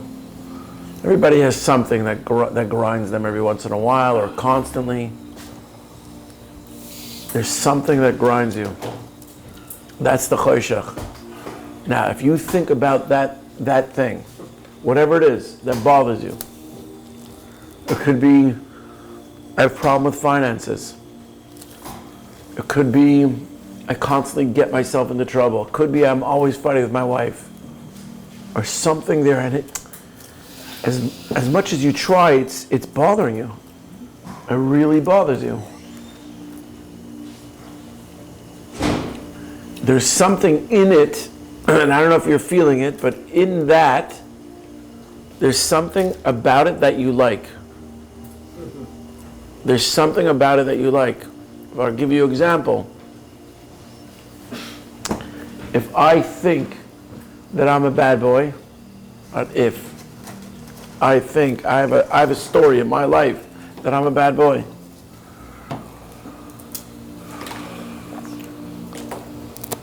and I also have a story in my life that I don't deserve love. Now, how did I pick that up? Because as a kid, I was hurt, I was abused. Things happened in my life.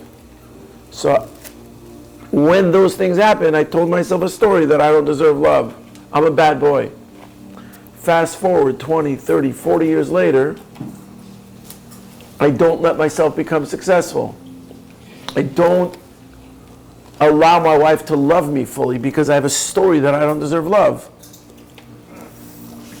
Because when I was a little boy, no one loved me. So what we're saying is, in practical terms, go into that story and see what's going on. You didn't deserve love. What did I want? What did a little boy want so badly in that moment? What I wanted was mommy to love me. So I'm 49 years old, I'm 50 years old, I'm 30 years old. I'm still waiting for mommy to love me. I don't know if you're feeling this, but if you're not, if you feel into this, this is how you come out on the other side in the light. By feeling what's bothering me. By feeling when I'm bothered like this, there's something good in it. As much as I hate feeling like this, there's something about it that I like. There's something that I'm hoping for. And there's a certain comfort. But if I feel into that, and I realize what I really want, I could start giving myself that gift. Meaning, I can breathe into it and take myself back in time and give myself the real message, reframe my life and tell myself, you know what, Nachman, you are amazing. You have a great life. You're amazing. You're loved. You deserve it. And I start changing what's going on inside of me, and I just start embracing what's coming.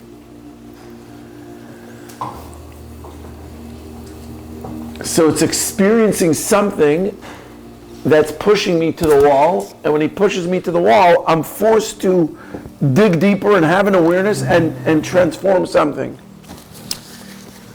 You've got to be aware first. If you have a blind spot first. Yeah. Absolutely. So is that what, like Amalek, that whole... So before we get to Amalek, if you listen to what Ahmed's saying, is the idea of check yourself. How do you speak? What's your self-talk? What's your normal feelings that you feel throughout the day? Are you apathetic? Are you feeling a joy for life?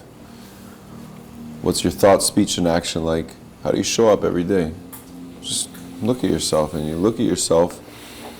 If you're honest with yourself, the part that won't allow you to be honest is the ego. It says, I have a good life. I'm doing pretty good. Let me give another $1 today so I feel even better. But look at yourself. And you look at those aspects of your life, and you can know where the work is. But the main place that you're going to find yourself is when you're thrown off, is when life hits you with a certain curveball. You know what I keep thinking? And I want you to check me on this. Hashem wants to humble you so much until you say, you know what, God, I fully surrender. Like, I'm all in.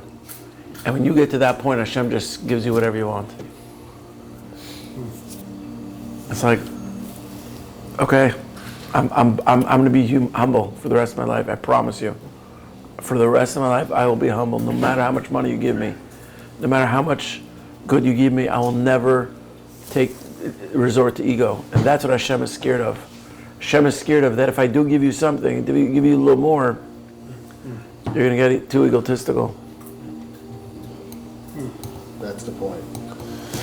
If you keep your ego in check, and everything is ego, all pain is ego. Like the story of the two brothers. The guy comes to Rebbe Zusha or something, he says, how do I be happy?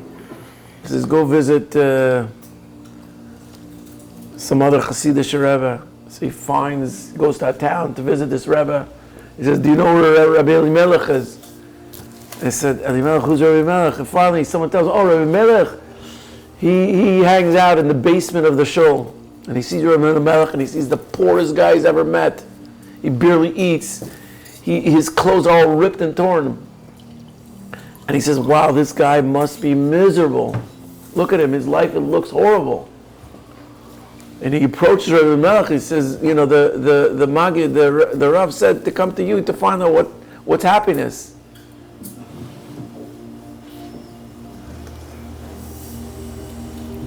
What was that? Was that the question? Yeah. Yeah. To me, how can why? you say Tova Meitiv and Baruch Dayan and that's the same Kavanah?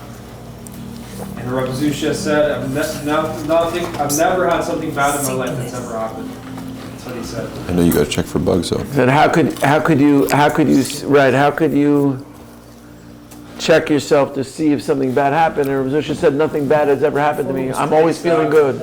I'm always feeling good. Wild story. So it's an amazing story. It's saying that no matter what's going on in my life, I'm good. That's real belief in God. Amazing.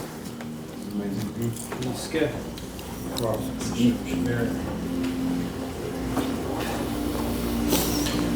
So what we hope is that the animal can take a little communication and learn the language of the godly soul. We hope it could be influenced by it. I think the coolest example of this is, let's say, I've seen this actually with, so I'm actually going to Muncie next week, and I'm going to be staying at someone's house where they have a lot of deers in their backyard, like a ton of deers, it's crazy. And the couple, they buy like this corn and they feed the deers. And if you go and you talk to the deer and say, hey, it's okay, it's safe, everything's good, like, come, let's go. It ain't listening to you. I'm telling you, it's not listening to you. And what's the language of the deer? Presence. What's the language of the deer is presence. If you just stand there without doing anything, and just be still and just witness, the deer realizes maybe that it's not so threatened. And it comes closer and allows itself to be in relationship with you a little bit. And I've watched that these people, they're like so gentle and they're providing something, providing a certain safety, and the deers come closer.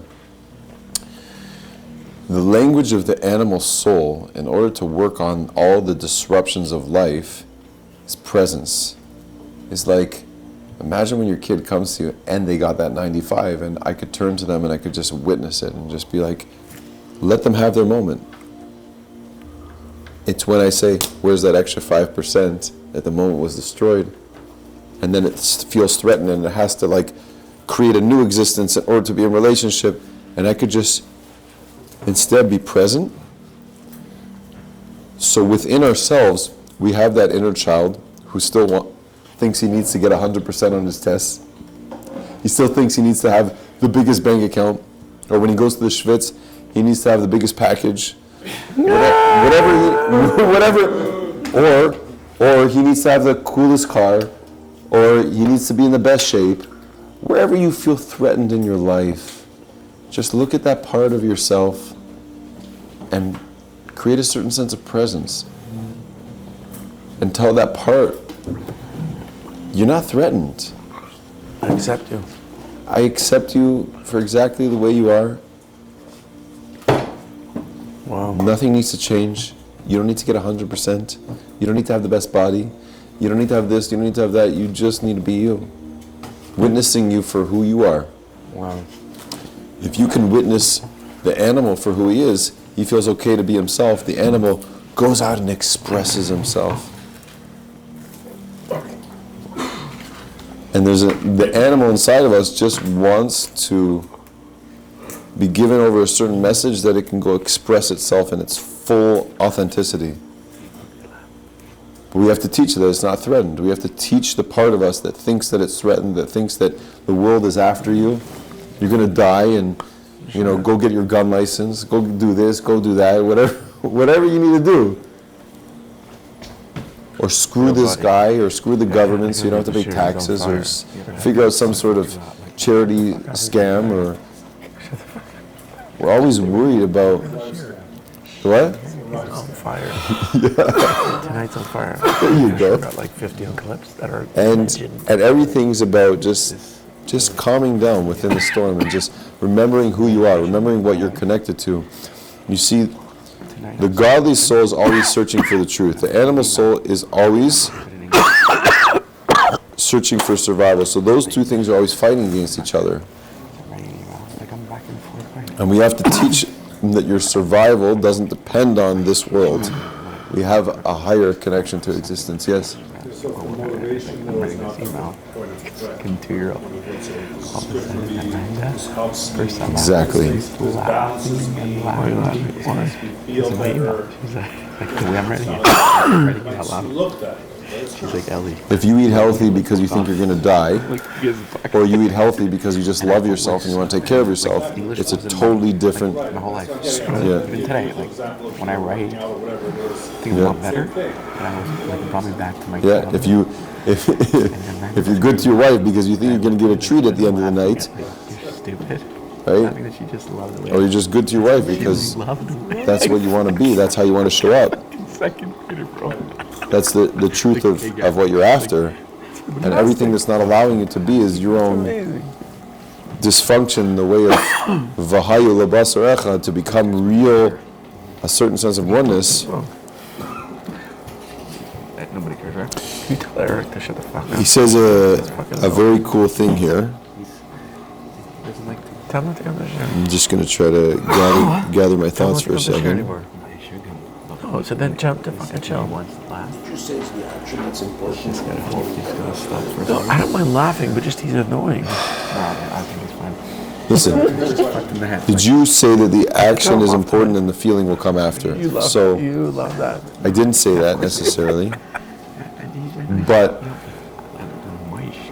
if I do a mitzvah, I bring godly consciousness into a certain part of my soul, which is called nefesh. So I'm connected in that way. But the ruach of me, my midas, my kavana, my feeling towards that might not be in the game. It doesn't take away from the fact that I'm doing that thing. Right. Sometimes a person I'm not gonna talk about 100% personal because this is gonna go online, but there's certain people that have guided in their life where I've literally told them, they said, whenever I say Hoidu Lashem Ki Toiv, Ki La'ilam Chastoi, at the beginning of davening, or Hoidu Lashem Ki Toiv, just that part, it's too much because I don't feel the goodness in my life. I said, so put on tefillin and don't say that part. Meaning if that part's triggering you so much, it's painful, it's only going to do worse for you. So put on tefillin and say what's meaningful for you. Make it your own meaningful experience. Like, I'm not telling you that's a mahalach for everyone. I'm not saying that. I'm just saying that in that situation, I was after helping the person with integrating a real thing. You said save Yavne. That's exactly what you said. Yeah.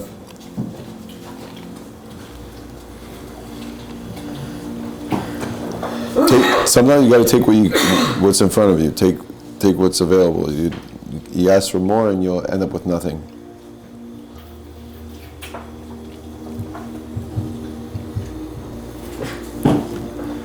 Wow.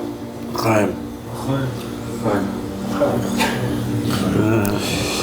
If we knew, We need more wine, guys. Yeah. Next year, come on. This stuff is great. We need it. We need people to step up next year. A little more. Sure, it's still. thanks Abe for the wine. I only asked for 3 bottles. No, it's 3 for apartment. Yeah, you don't give me a choice to other. Hey, I'm not. But Can we go crazy next week? Can we get like 15 bottles of wine? But not. Yeah. That's That's all part of it. just put Okay. that category. Okay. So Ezu Ashir Asameach Whatever Bechalkei. you want, tell Mike, we'll do it. So Next week, guys, big share. you guys agree with that? Ezu Ashir Asameach Bechalkei. Yeah. what the Pirkei Avos says. So I think you have guys with $100 million in the bank account and they feel like they need more. So are they rich? No. According to them, they're not. Hasameach bechalkoi means I can be rich in any moment. Rich is not a destination. I can feel the richness of life in any moment, which is a more truthful way of describing wealth because it's absolute. It's never dependent on, like it doesn't. The Mishnah doesn't say Ezu Ashir who has $1 million, because a guy can have a buck, and that's what it is. Embracing life as it comes to me, as it is. Where's God in the moment that I bring him into? So if God is I will. That's why they say a person who doesn't have money and says I'll learn when I have money won't learn when he has money. Because if you can't bring God into this moment, so you're now trying to say that God exists in the ideal moment, which he exists in every moment. True simcha is a removal of all blockages. It's being who I am and feeling into what my circumstance of life is wherever I am. It's not dependent on circumstance. That's why he says bechel koi and not says bechel kecha, or in a certain chelik that's defined. Quantifiable way. You're saying circumstance does affect, because you said October 7th, everyone's sick, everyone Yeah. all connected. So that circumstance is like Nachman said with the puzzle piece, is it forced us into, it squeezed us. Imagine you're taking olive and you squeeze it, so the oil comes out. Was the oil always there? Of course it was always there. The circumstance squeezed it out. It doesn't mean it wasn't there. It doesn't mean it created it. It means it just forced it to the surface. So the circumstance didn't change us. It revealed who we are. So all the challenges that in your life that come to your life are the way that you refine yourself. Yes. It reveals who you are, because when you get thrown off, like when you go to a workshop, and we tell you to dance blindfolded, and you're like, why are you telling me to dance blindfolded? And you're scared to dance and whatever. When you get thrown into situations in life where you don't know what's going to happen, that's when the true you comes out. when you're in your comfort zone and you're just doing things as they are, it's like, okay, big deal. If you're feeling good about life, you go and you dive and you feel on fire, big deal. It's when you get knocked off and someone punches you in the face or some guy tells you off on the phone for 8 minutes. It's how quickly do you come back to yourself? So if you can't come back to yourself, then you need to bring your truth into that moment, call it your godly soul, and that happens through a certain refinement process, refining the animal soul that says, oh my gosh, he threatened me, bad things can happen to me, I don't know where this is going to go, I'm scared, I'm lost, let's hire lawyers, let's do this, let's do that, and just take a deep breath and shut up already. Just relax.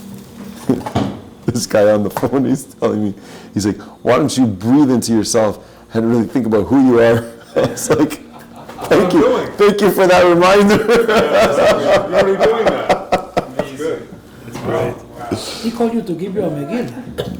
And he read the Megillah in 8 minutes. It wasn't bad. Most people read it in like 25 minutes, whatever. And he tape record you. 8 minutes, wow. Are you charging for copyrights? Yeah, listen, God throws the challenges like that in front of the people who he thinks can handle it. So apparently he thinks I can handle that. We have this conversation. You just need the instructions. Don't tell God how big your problems are. Tell your problems how big your God is. That's it. It's like recognize your own bigness. Recognize your own greatness. That when you feel threatened, it's like we're 16 million Jews. There are 2.1 billion Amalekite,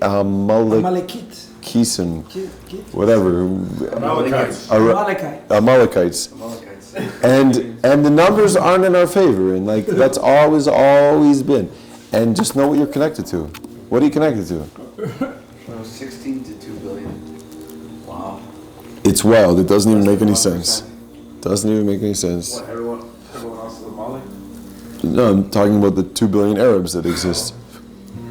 The ones that decide that they can challenge the dignity of the Jewish people, and they can, you see, they have challenged the dignity of the Jewish people. Why? Because you go to the Oscars, or you watch the Oscars, and you see even Jews, and you see the greatest moment of all time. And I hope you're listening to this, Steven Spielberg. You're worth $1 billion, and you don't have the balls. I'm sorry, that's wrong for me to say in that way, but you don't have the ability to stand up in front of everyone and say, I hope the hostages get freed soon, or let the hostages, like, Just a little thing. who are you? This Glazer You guy. forgot who you are. Or this Glazer guy, like people, so that's what Amalek did. On October 7th, that's what Amalek did. They created a dell within the Jew himself. Well, the ones that were lost anyway. Yeah. They were lost, they were not connected anyway. Yeah. Even Ben Shapiro's. Yeah, even Ben Shapiro, whoever you want to say, it's like where did these people go? It's like, so that's the doubt that Amalek created. So now we got to double down on showing the world how we are connected to something that doesn't make sense, and we're going to do it in the most radical way. We're going to go out there. It's like the story is like you have two soldiers, and they're going out to Gaza. And one guy says to the other guy, like, it's between me or you. And this guy's 40 years old with 4 kids, and another guy's 23 years old with 2 kids, and he says, listen, you have 4 kids, you go to your family, I'm going to take this. I only got 2 kids. And the other guy turns to him and he says, you are just starting your life. I've lived a good life, I'm 40 years old, I have 4 kids. And I know Gaza better than you, I'm going to go. And that, right there, is the deepest expression of truth, is what this world's about. Is what you show oneness of, like, we're fighting over who's going to risk their life. Did they both survive, by the way? And they both survived. And you have in the opposite side, those guys hiding in whatever they're hiding in, and sending off people to just be killed and telling them and promising their families money and stealing from different nations money to create this dreams and hopes, and meanwhile everyone's dying, and then again the message got lost. It created a doubt in the world that we're killing innocent people. That's crazy.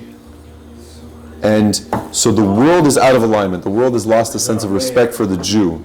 Now, how does a Jew gain back respect?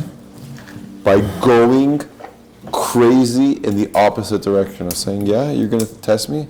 I'm not tested by you. I know who I am. And I'm going to go donate 100,000 pairs of tefillin to whoever. And I'm going to do this, and I'm going to daven harder. I'm going to say to him, I'm not giving up. No, you're not going to cause me to give up.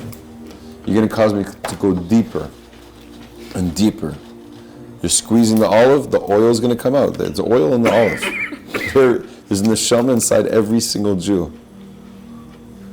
Squeeze them enough, and it will come out. Wow. Some people haven't been squeezed enough. So we got to go squeeze them. And I tell you exactly where to squeeze them. The source, the foundation. And the pit and breast. Well, it doesn't make sense. None of this makes sense where we are right now. The balls. Where's Jack, by the way? Wow. I know, he said he's coming. No, that's the mom. Jack. Jack, 3M. Wow. Chaim. Should we take a break and play some music? And Yeah. I think it's break time. Robert, you out of here? You were on fire, on total fire. There's like 15 or 20 shorts there that are, wow, straight up. Okay, what's... Bro, it's beautiful what you said to me. I love you. I literally love you, Mo. Beautiful what you said to you. Thanks.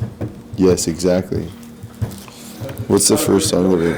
What? The name of the Jewish song. One of the craziest. We have it recording. I'm gonna rewatch the fucking notes over there. Next level. It's life changing.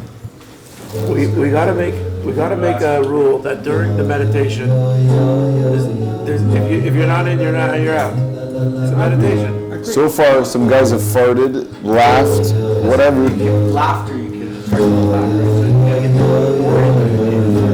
Right? Laughter is a form of.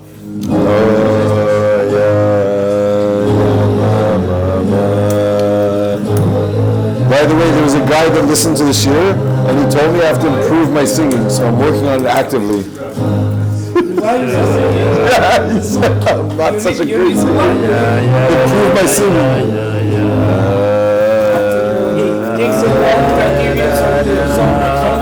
I'm taking it. I can't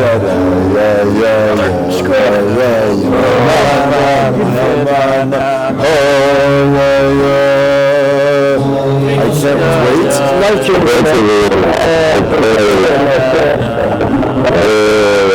Love is such the best.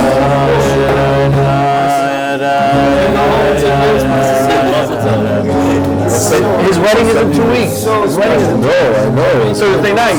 All the best. You're probably playing at his wedding. I have no idea. That's it. Look at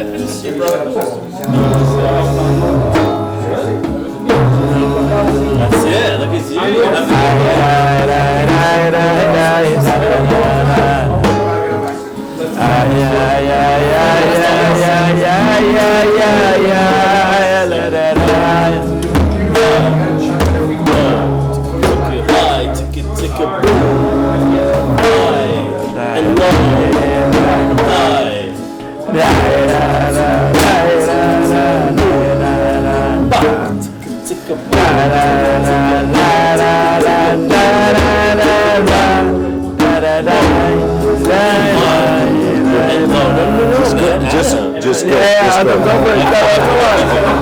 go. Let's go.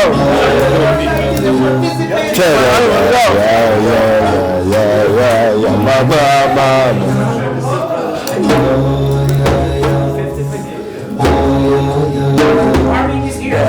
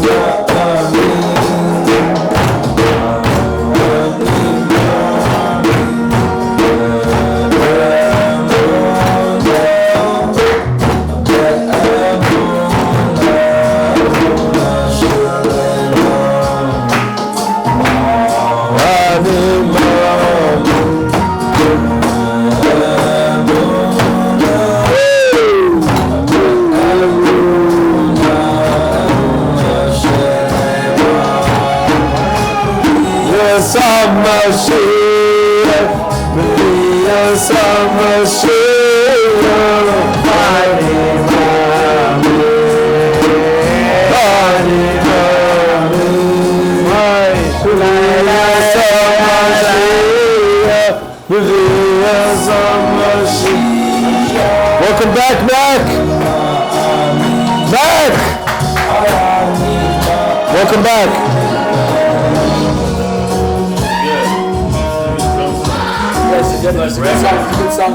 This is like ragged. Go.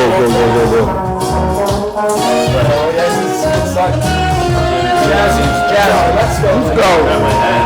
I don't want to desecrate the drum. I gotta grab my hat. Let's go.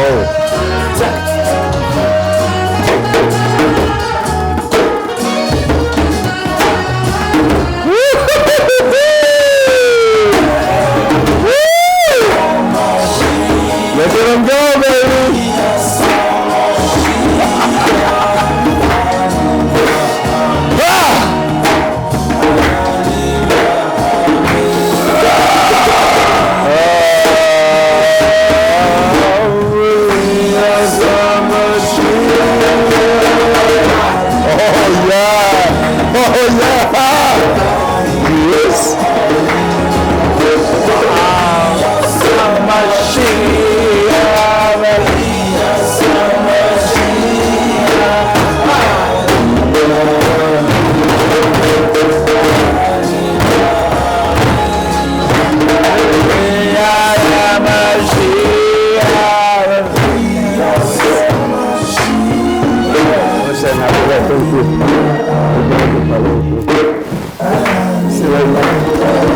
Hey, we're gonna have to add this guy to the chat. You gotta send us your number. Yeah.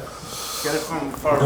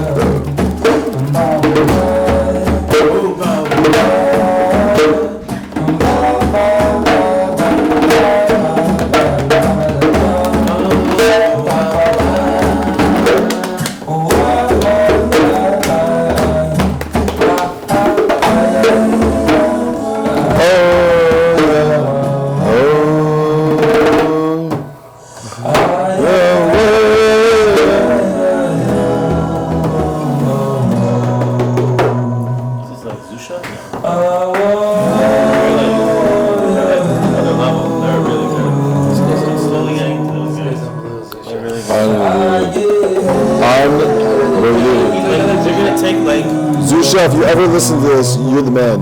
They take like a garbage bag.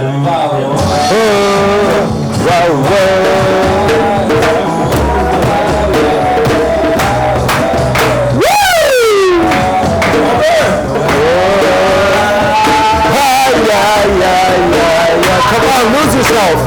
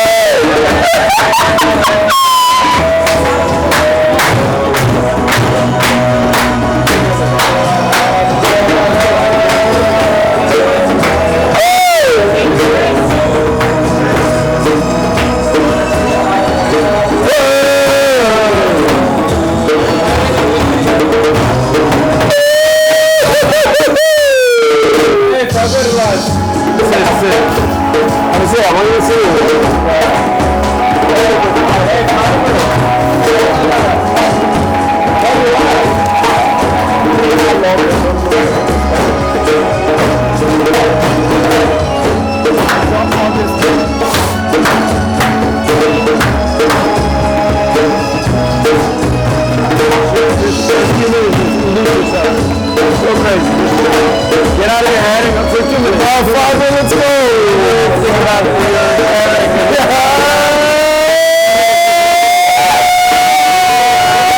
Come on, let's go. 2 minutes.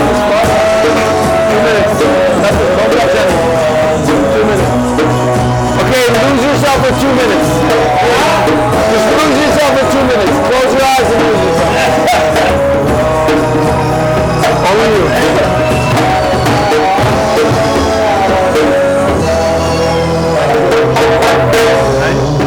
Just give me a massage, right? It's like 16 out of 19. Talk while you squeeze it. Yeah.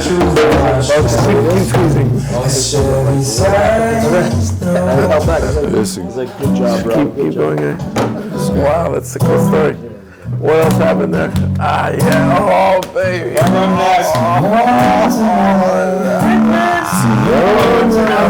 Massage after the run. I hate that. I love that negligent body.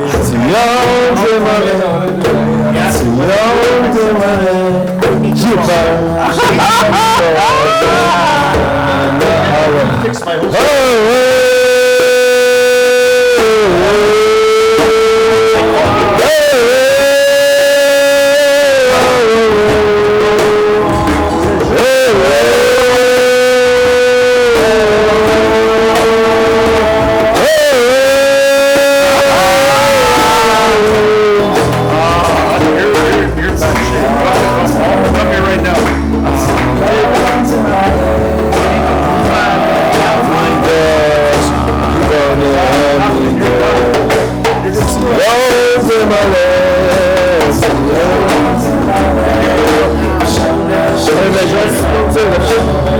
China mattress.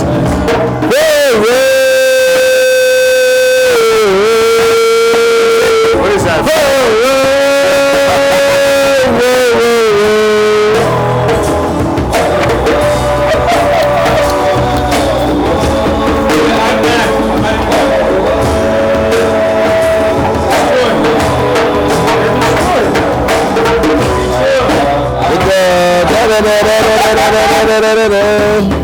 So, that was a mistake. Okay, take care. Hey, you're lying. Respect. I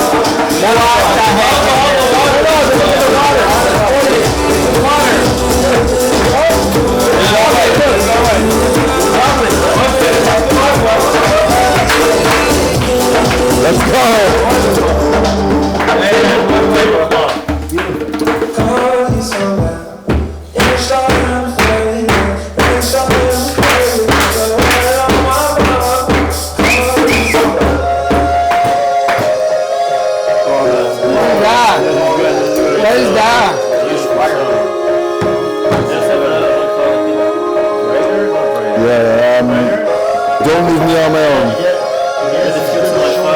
The brighter's a different one. You want it brighter? That's a great song. It's beautiful too. Oh, it's a great song. Of course.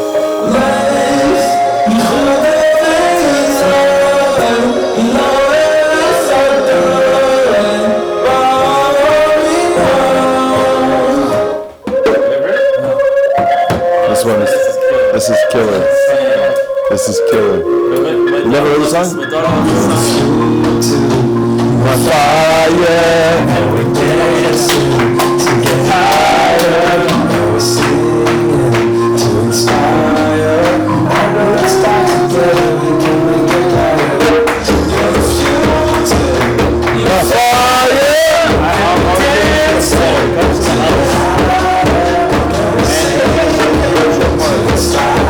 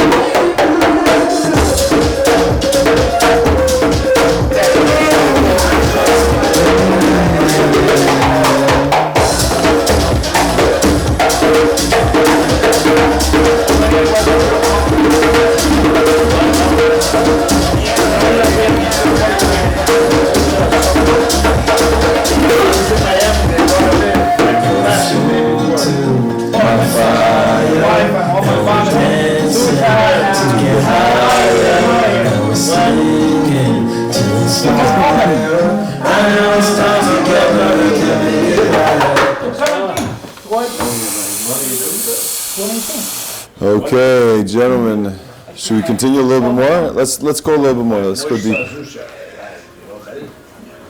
Let's go a little bit deeper.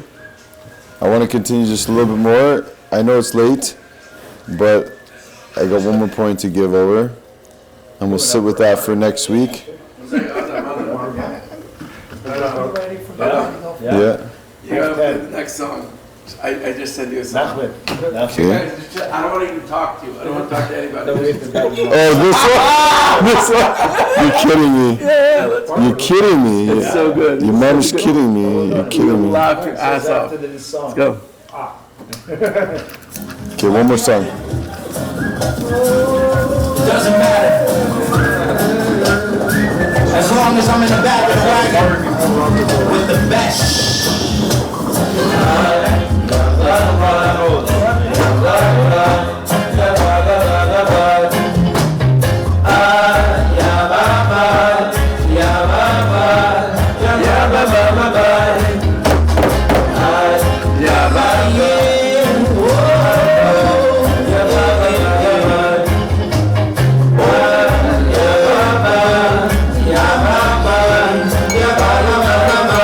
I'm in the back.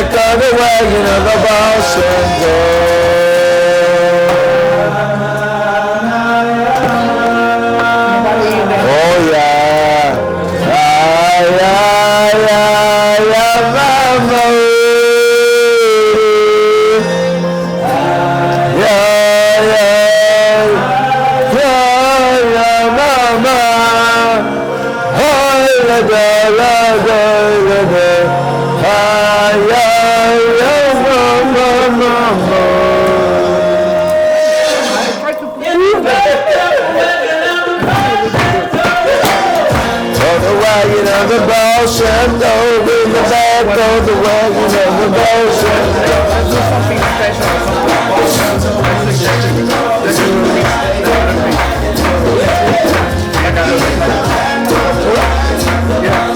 Recording thing? Before. Tonight at the fasting. Me? In the back of the wagon of the Baal Shem Tov. Me, the mix chorizo, chicken.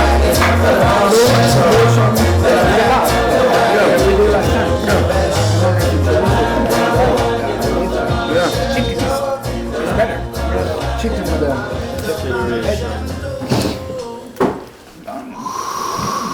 it's a fasting, yeah.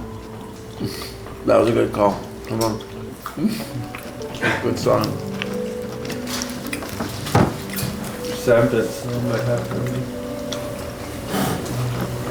So the battle of life ends up becoming a fight against the parts of me that are stubborn, that really want to stay stuck in this world, that want to say, I'm helpless. They want to say, I'm hurt, I'm wounded, I'm in pain. They want to identify with the anger and the sadness. You know, people say, I'm sad right now. You're not sad. You're feeling sad. But the emotion's so strong, the animal's so strong that it feels like this is my whole existence. I'm so angry! You're not angry. You're feeling angry. And you've lost in the feeling a sense of self. So the godly soul's mission is to get back into there, to insert itself in there and say, that part, that moment that you said I'm angry, I was there. I didn't have a voice because you were just so dominant.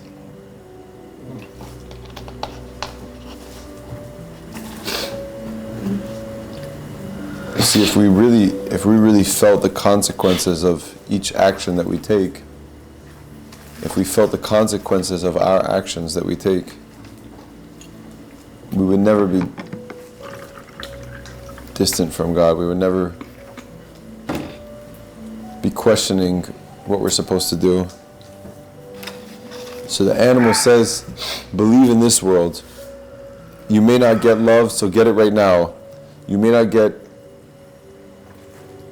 connection, so get it right now. You may not have a moment of being able to relax, so get it right now. And the godly soul says, hey, it's okay, we're going to get this.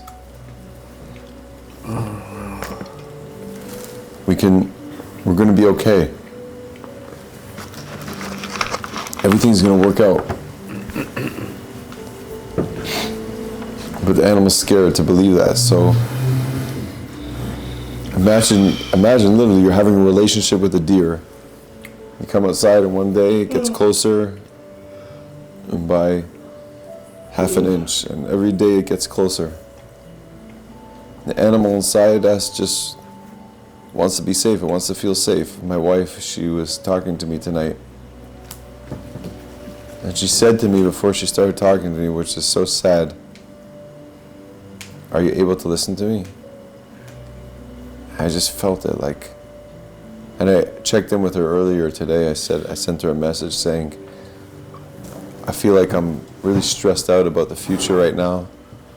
I'm not able to be present at home. I just shared that with her. I just put a message out there and gave her a 1-minute voice note that she shared with me, and then I made a decision tonight. He said, I'm putting away my phone, I'm going to be present, and whatever comes my way, I'm going to be able to just take it in. I listened to her. I didn't say a blessed word, but all I did was give her my eyes, give her my attention. She shared with me everything at the end of the night. Right before I left for this year, she's like, I feel so much better. I feel so good. I feel so good that you just listened to me and gave me. And what did I do already? That's fantastic. And again, that's the idea. I did nothing, no thing. Wow. I was not busy with stuff. That's what I gave her. I gave her me. And everyone's just waiting for us to show up, to be who we are and just be present. And for ourselves as well, it's like the message, that which you fear, like when you're still, when you stop moving, when you're not moving, when you're, like we're all like moving, everyone's like busy eating and this and that, and we're shaking in our bodies. If you're still,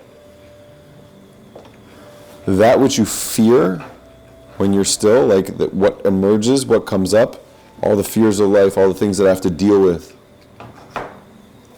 ends up driving you when you're moving. So if you don't work through that fear when you're still and you notice that fear is coming up, that becomes your driver of life. Like when I'm still and I sit in myself and I was like, I'm afraid. What am I afraid of mostly in relationship, and why I lack presence in my relationship is because my biggest fear is that one day I'm going to lose you. That's my biggest fear. One day I'm going to lose you because I lost people in my life that meant something to me. And that was revealed to me over the years. This is what my biggest struggle is. Getting close means that I can lose love. So when I'm present to that message, that's what I'm really afraid of, and I can work through that message and know that presence can happen and can be real and can be an experience in a moment. It doesn't have to be forever. It can be in a moment.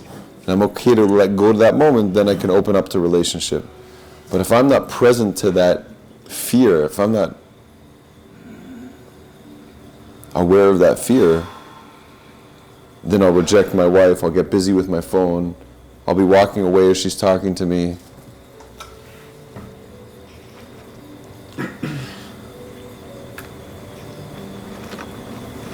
And so we have to be, this is, as the Rebbe says over here, it's koiches hapnimim. It's working on my inner world. What are the main emotions that I feel every day? What are my thoughts that I think every day? How much is that focused on the things that really matter? And if it's not, do the work to figure out how to get there. As it says, the whole experience is literally a job. It's hard. That's your biggest job in life. It's your hardest job in life. Anything that you think is hard in your life is incomparable to the amount of work that you're going to have to do to have a relationship with yourself. To access your truth, who you really are, your godly soul. You're the one that said, I'm willing to come down to this world to face all those limiting beliefs about yourself and the animalistic desires that you have. I'm willing to face that because I know that there's something here for me too. So anything that blocks me from the truth, anything that blocks me from that message, it becomes a lifelong journey. It becomes a tremendous amount of work for me to integrate that message. That literally is my whole life's work, is learning how to stay connected to my truth.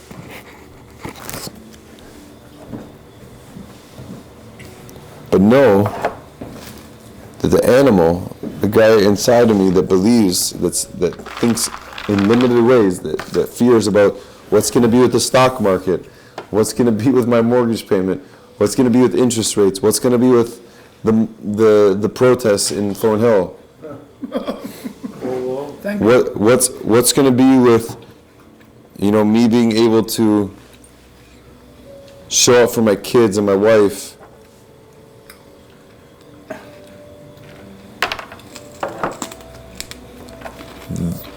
It's specifically in those areas that I'm struggling, that I need to find myself.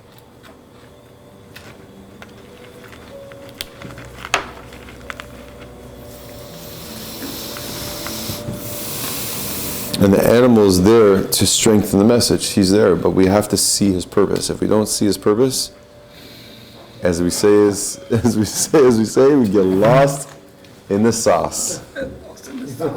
And when you get lost in the sauce, Sophie, we need to life becomes one big sauce. Huh? I'm literally stuck in the sauce. The bumper stickers. License sauce. Don't get stuck in the sauce. Thanks, buddy.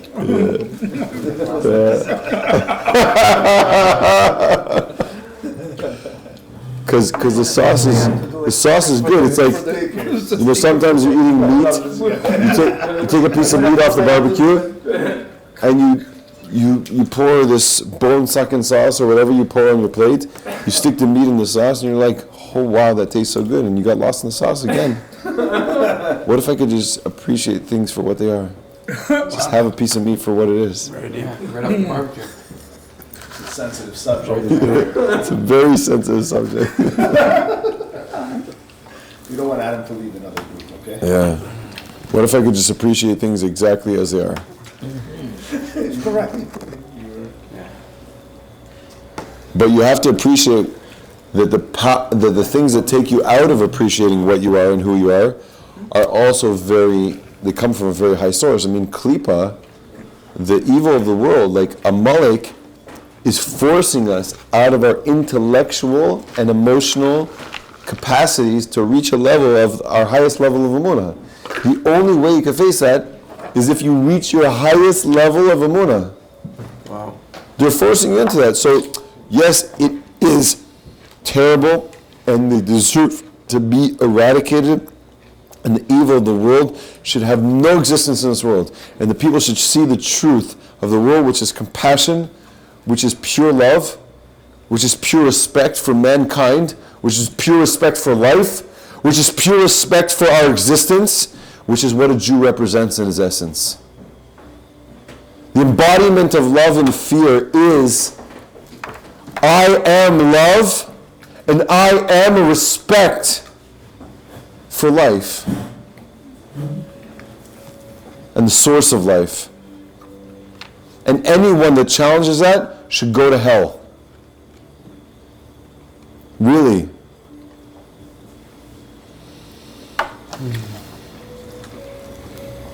So Amalek, these people that are coming and attacking us and doing terrible things to our people, are forcing us to the highest point of our existence. Everything is zelu mazeh. It's like if you pick up a 100-pound barbell and you're lifting it versus a 200 pound and versus a 300 pound. The more resistance you have, the more strength is created by a person. Go to the gym, you lift more, you create more. You want to push against my existence? I'm going to push back 100 times more. But normally we don't have that desire to push 100 times more. Why would we have that desire? Oh yeah, life is good. I got money in the bank account. Interest rates are low for many years. Life is comfortable. It's easy. All of a sudden, now there's resistance. Now we're pushing against something. Like Moshe was telling last week. He's like, he was in the streets and he was pushing, and his hands were weak from pushing because he's pushing against people. Yeah, we got to push to exist. The godly soul has to push to exist. Because you don't see godliness in this world. I'm sorry, you don't see it. You have to look for it.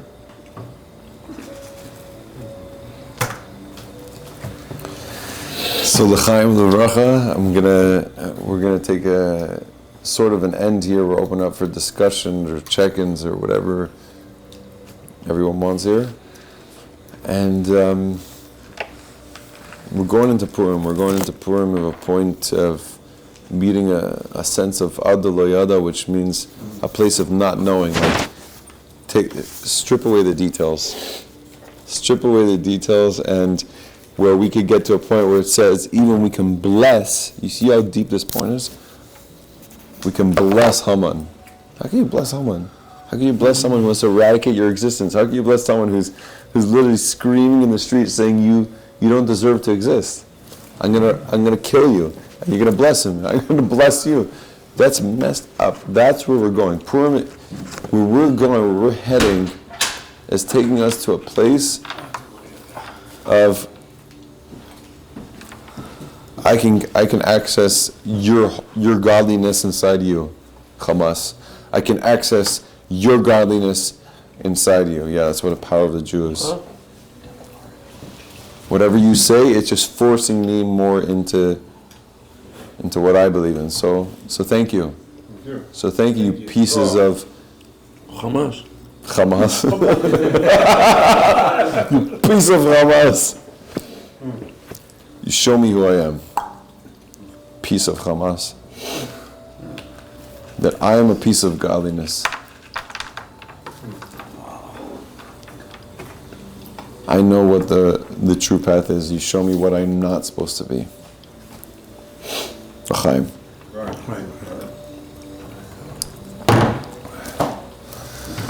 Any questions? Any insights? Any? Do we have a million? Who is gonna do? Ish lanu minyan? Yeah, we have a We should perfect. do it, we should go to the 9:15. What? Till 9:30. The marriage? Yeah. Of course. But the thing that we need to be on time. There was a marv already at 8. Dude, 8, it's like, 8:15. it's 11:30. Yeah, if you do the 9:15, No, I'm just saying we have. But you guys gotta come. Like, There was yeah, already a Exactly. marv at 8:30. 9:15. You didn't come. Yeah, I'm here. You weren't here today. he hasn't been here every single day except for the first time. No, what he's saying is if we announce Marv at 9:15, he'd be here. I've been here 9:15 Mark. Excuse me. Okay, There was a 9:15 Marv. regularly in the shul. How about 9 o'clock Marv? 9:30. You want to, 9 o'clock You're Marv. coming at 8:30, you're gonna come That's to 9:15 cheers. It's the Okay, same. who is Nine gonna o'clock, Mark. Adonai What's the Yosef, Adonai Yosef, okay, who? No. David, you want to dump it here or down there? Let's go. Let's go there. No, we're here, we're here. Wherever. I don't want to. He's gonna bounce.